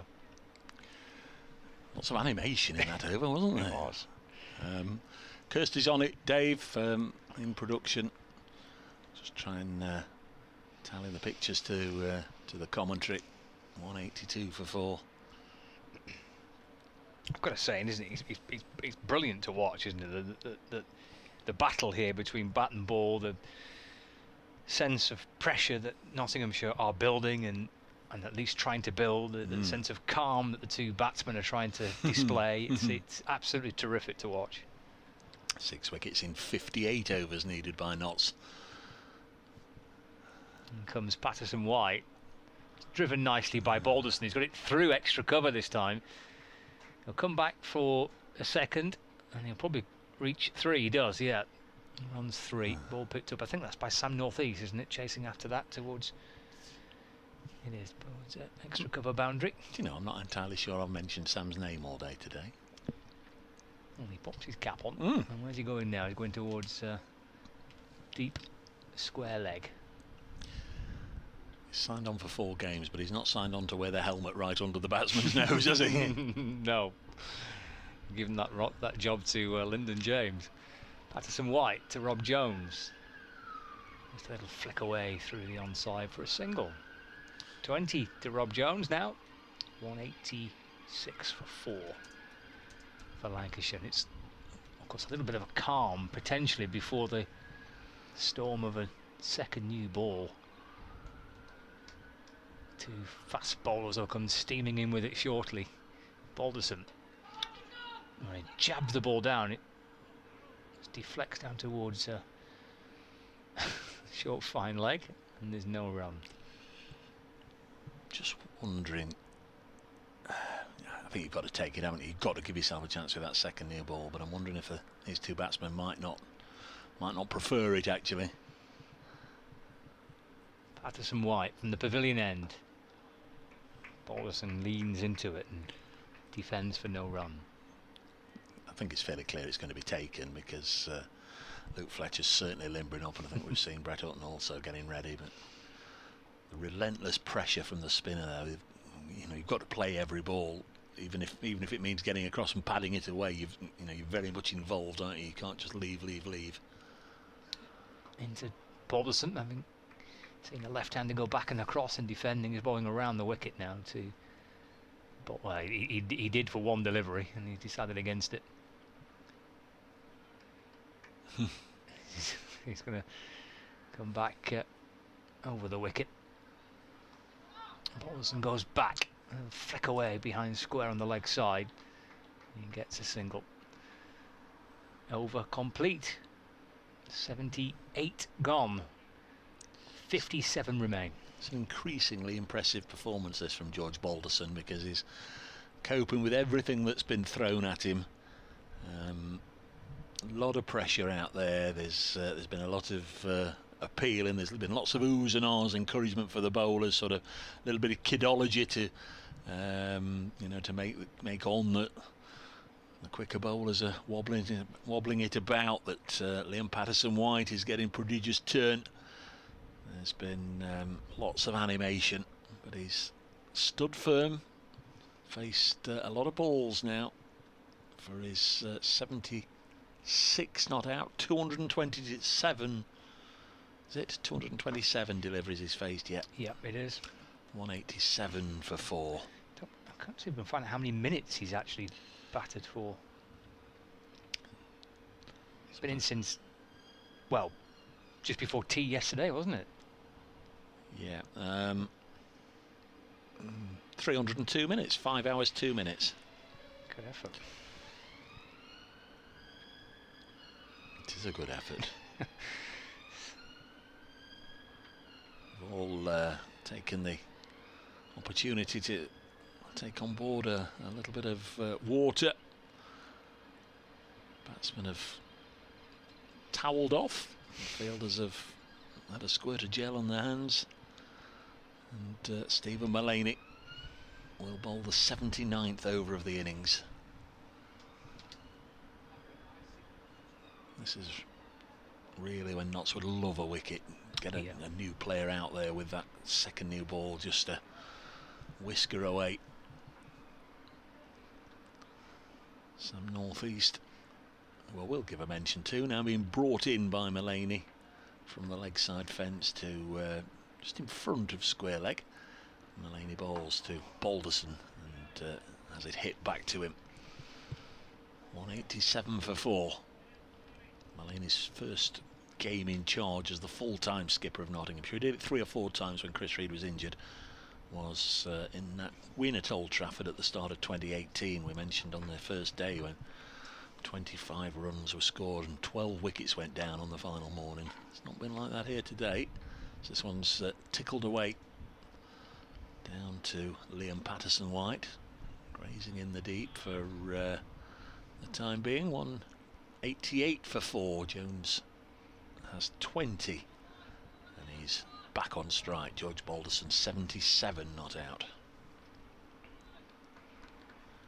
Yeah, that field back in place for Jones, that short leg and the 2 short mid wickets. Here is Mullaney. Bowl to Rob Jones. Gets everything behind this. It's probably a delivery previously without that field setting that Jones would probably try to work to leg side, and that's now been taken out of the equation, playing it straight. The young man associated with Lancashire, Tom Aspinwall, has now been dismissed. I was talking about him, Scott, in the under-19 game. Made 41 today for England under-19s, who were 208 for 8 in the 46th over of 50 against West Indies. Mulaney bowls. Nice looking shot through the offside, and this will bring a welcome boundary to Rob Jones, who almost Samit Patel-like comes down to this end and runs his bat in. And touches gloves with George Balderson and runs back. Yes, he has a little quirk, Rob Jones, where if he's started, he needs to finish. Yeah, Samit was and is still like that when he strokes a boundary, even if he knows it's going to go for 4. Stephen Mulaney bowls to Rob Jones. This one just wanders back into him and he pushes it out into the offside. No run. 1 ball left in this, the 79th over. There'll be 56 overs left in the day, so still lots of time for Nottinghamshire, but this partnership now worth 46. Been a long old time since Notts dismissed Dane Vilas. Next ball is again kept out by Rob Jones, who was right down on one knee to block it. End of the over, 192 for 4. Was going to do something, and oh yes, it was look at Warwickshire, who's in and who's to come. Lamb is batting. That of course is Matt Lamb, Matthew Lamb, and Danny Briggs, and they've got Craig Miles, Liam Norwell, and the West Indian Kimar Holder to come. I don't know if you're Lamb. Danny is a football fan. Well, I don't know for certain. No. So I know that Matt Lamb, who plays for Warwickshire, is a big Wolverhampton Wanderers fan. And with the surname Lamb, it added to the line during our match there as Patterson White bowls. Bring Scott back in a second. If he's a Wolverhampton Wanderers fan, then he's a wolf in sheep's clothing, Mr. Lamb. Is that your line? Yeah. Yeah. It's got you written. It worked at the time. It worked at the time. It's got Bracegirdle written Please take all over over. that. Yeah, Get me out of it. I will do. Yeah. Is Balderson playing forward, pushing away? Slater comes up from short leg to forward short leg to field. So 2 to the leg side of Balderson, square leg, forward short leg, silly point, slip, short mid wicket. Balderson waiting, and clipping the ball down, and it's stopped. Square leg, and there's no run. Captain Reid, are you taking the second new ball immediately? Yes. Yeah. Yes. Got to, haven't you?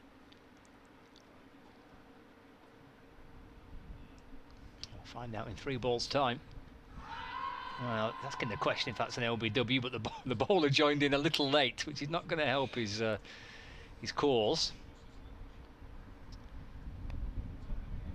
No run. Looks like it's hotter than Fletcher, isn't it? We're all limbering up. 2 balls left. In balls forward. Balderson goes in defence, and there's no run. I've got some orders. Oh dear. I've got a message to give you, and this might be a good time at the end of this over, because there will be a wee while in the taking of the second new ball. Okay, final ball of it. Oh, it's a great catch! Balderson off the back foot. Pulled it through mid-wicket, and Dane Patterson has taken an outrageous catch, one-handed low to his right-hand side. Balderson stands there almost in utter disbelief. That's a ridiculously good catch. Balderson's gone for a wonderful 77, batting for 313 minutes and 235 deliveries, but that's the 5th wicket to fall, and it's a sensational one-handed take, low to his right, by Dane Patterson. I gave it a bit of a fist bump, Scott, I have to admit, because this fella absolutely astounds me, because I think that is now the 3rd sensational catch he's taken this season. He's, the more he's one of the quieter members of the side, the more he's coming to prominence at the key stage of the season with important wickets, and as I say, he's taken some absolute belters, but that is a stunning catch. We're going to talk about that in a moment. Can I just quickly do this message, because Kirsty from the production team, you've all been aware that there's been... we're back on BBC 5 Live Sports Extras. Stephen Croft comes out to the middle, 192 for 5. Croft on his way after a sensational catch at square leg by Dane Patterson, has seen off George Balderson, who's just completed a 5-hour marathon for his 77. He's gone to pull Liam Patterson away on the leg side. It was a nice connection. It was the final ball of the 80th over, so the second new ball is due, and it's been plucked out of the sky by Dane Patterson. So the second new ball is going to be taken. We've got an awkward little moment here. Luke Fletcher's going to take the second new ball, but just as 5 Live Sports Extra listeners came towards me, those watching on the live stream, so at the end of this Luke Fletcher over, they're going to have to reboot it because apparently the live commentary and the live pictures are not in sync. So the end of this Luke Fletcher over, momentarily you'll lose connection, and I'm told by the production team, can you please bear with us whilst we're just doing that, refresh the link if you're watching through YouTube, and to refresh the page if they're watching in the Nottinghamshire or Lancashire Match Centre. We'll do this at the end of this Luke Fletcher over, so beware there as Fletcher takes the second new ball. It comes in, and this one off the pad of Rob Jones goes down the leg side and taken by Tom Moores. I'm Dave Bracegirdle. Here's Scott Reed. That was an outstanding catch from Dane Patterson. Utter disbelief from George Balderson. Last ball of the over before a second new ball became available for Nottinghamshire. Over 5 hours for his 77. It's a terrific effort from the young Lancashire left-hander, but he's been the victim to an absolute worldie. I mean, that's a sensational catch. 3 slips as Fletcher bowls, bringing Jones forward. There'll be all sorts happening now, having had such a period of calm really since lunch. We had about 40 minutes of play since lunch, and it's all been nice and calm. There's not been too much chatter out there. There's been that sense of Nottinghamshire playing the long game and playing a patient game. 2 batsmen looked relatively well set, and then bang, that wonderful take. Patterson, square leg, diving low to his right, one-handed catch off a pull shot from Balderson as Jones gets forward and punches to mid-off for no run. And that has just changed the feel really now of this afternoon session, because the new ball's in the hand of Fletcher, and Hutton will take it from the other side, and Lancashire are 5 down. He's that's 3 absolutely top draw catches he's taken. One at Derbyshire where he ran round the boundary edge and leapt one-handed to catch one that was sailing into the crowd for 6. One similar to the one that he's just caught against Essex here, and this beauty today. 3 slips in place. Fletcher right arm over, balls edged and dropped by Moores, leaping high to his right across Clark at first slip. Got a glove on it, outstretched right glove, and in the end all he can see is that ball deflect off some part of the outer edge of the glove and onto the deck. Yeah, and once or twice Tom Moores has gone for them, and quite rightly we've said he was right in doing it because it was low down, shin high, wouldn't have carried to first slip. This one was going straight into the midriff of Joe Clark at first, but Tom clearly went for it. Tom Moores, the keeper, got a glove to it, couldn't hang on. 192 for 5. Fletcher from the Radcliffe Road end, balls to Jones, and no ball signalled by umpire Nick Cook, just overstepping Luke Fletcher as Brett Hutton continues his rather vigorous warm-up. So it's going to be Fletcher Hutton with the new ball. That combination, Hutton of course has had a stellar match for Nottinghamshire in this game. In the first innings picked up 5 for 62. He's got 1 so far in the second innings, so 6 wickets in the match for Hutton. He'll come tearing in a couple of balls time from the pavilion end. Fletcher to Jones, left, and taken by Tom Moores, and there's no run. Different challenge certainly then for these Lancashire batsmen. Fletcher, big, tall, Bear of a man, 6'6", brings the ball down from a big height. New ball, so extra bit of bounce to what Rob Jones has been used to over the last hour. Either side of lunch, he's faced a lot of balls that get very low from Dane Patterson and from the spinner Liam Patterson-White. Final ball of Fletcher's first back into the attack. Driven by Jones off the front foot, a fullish ball.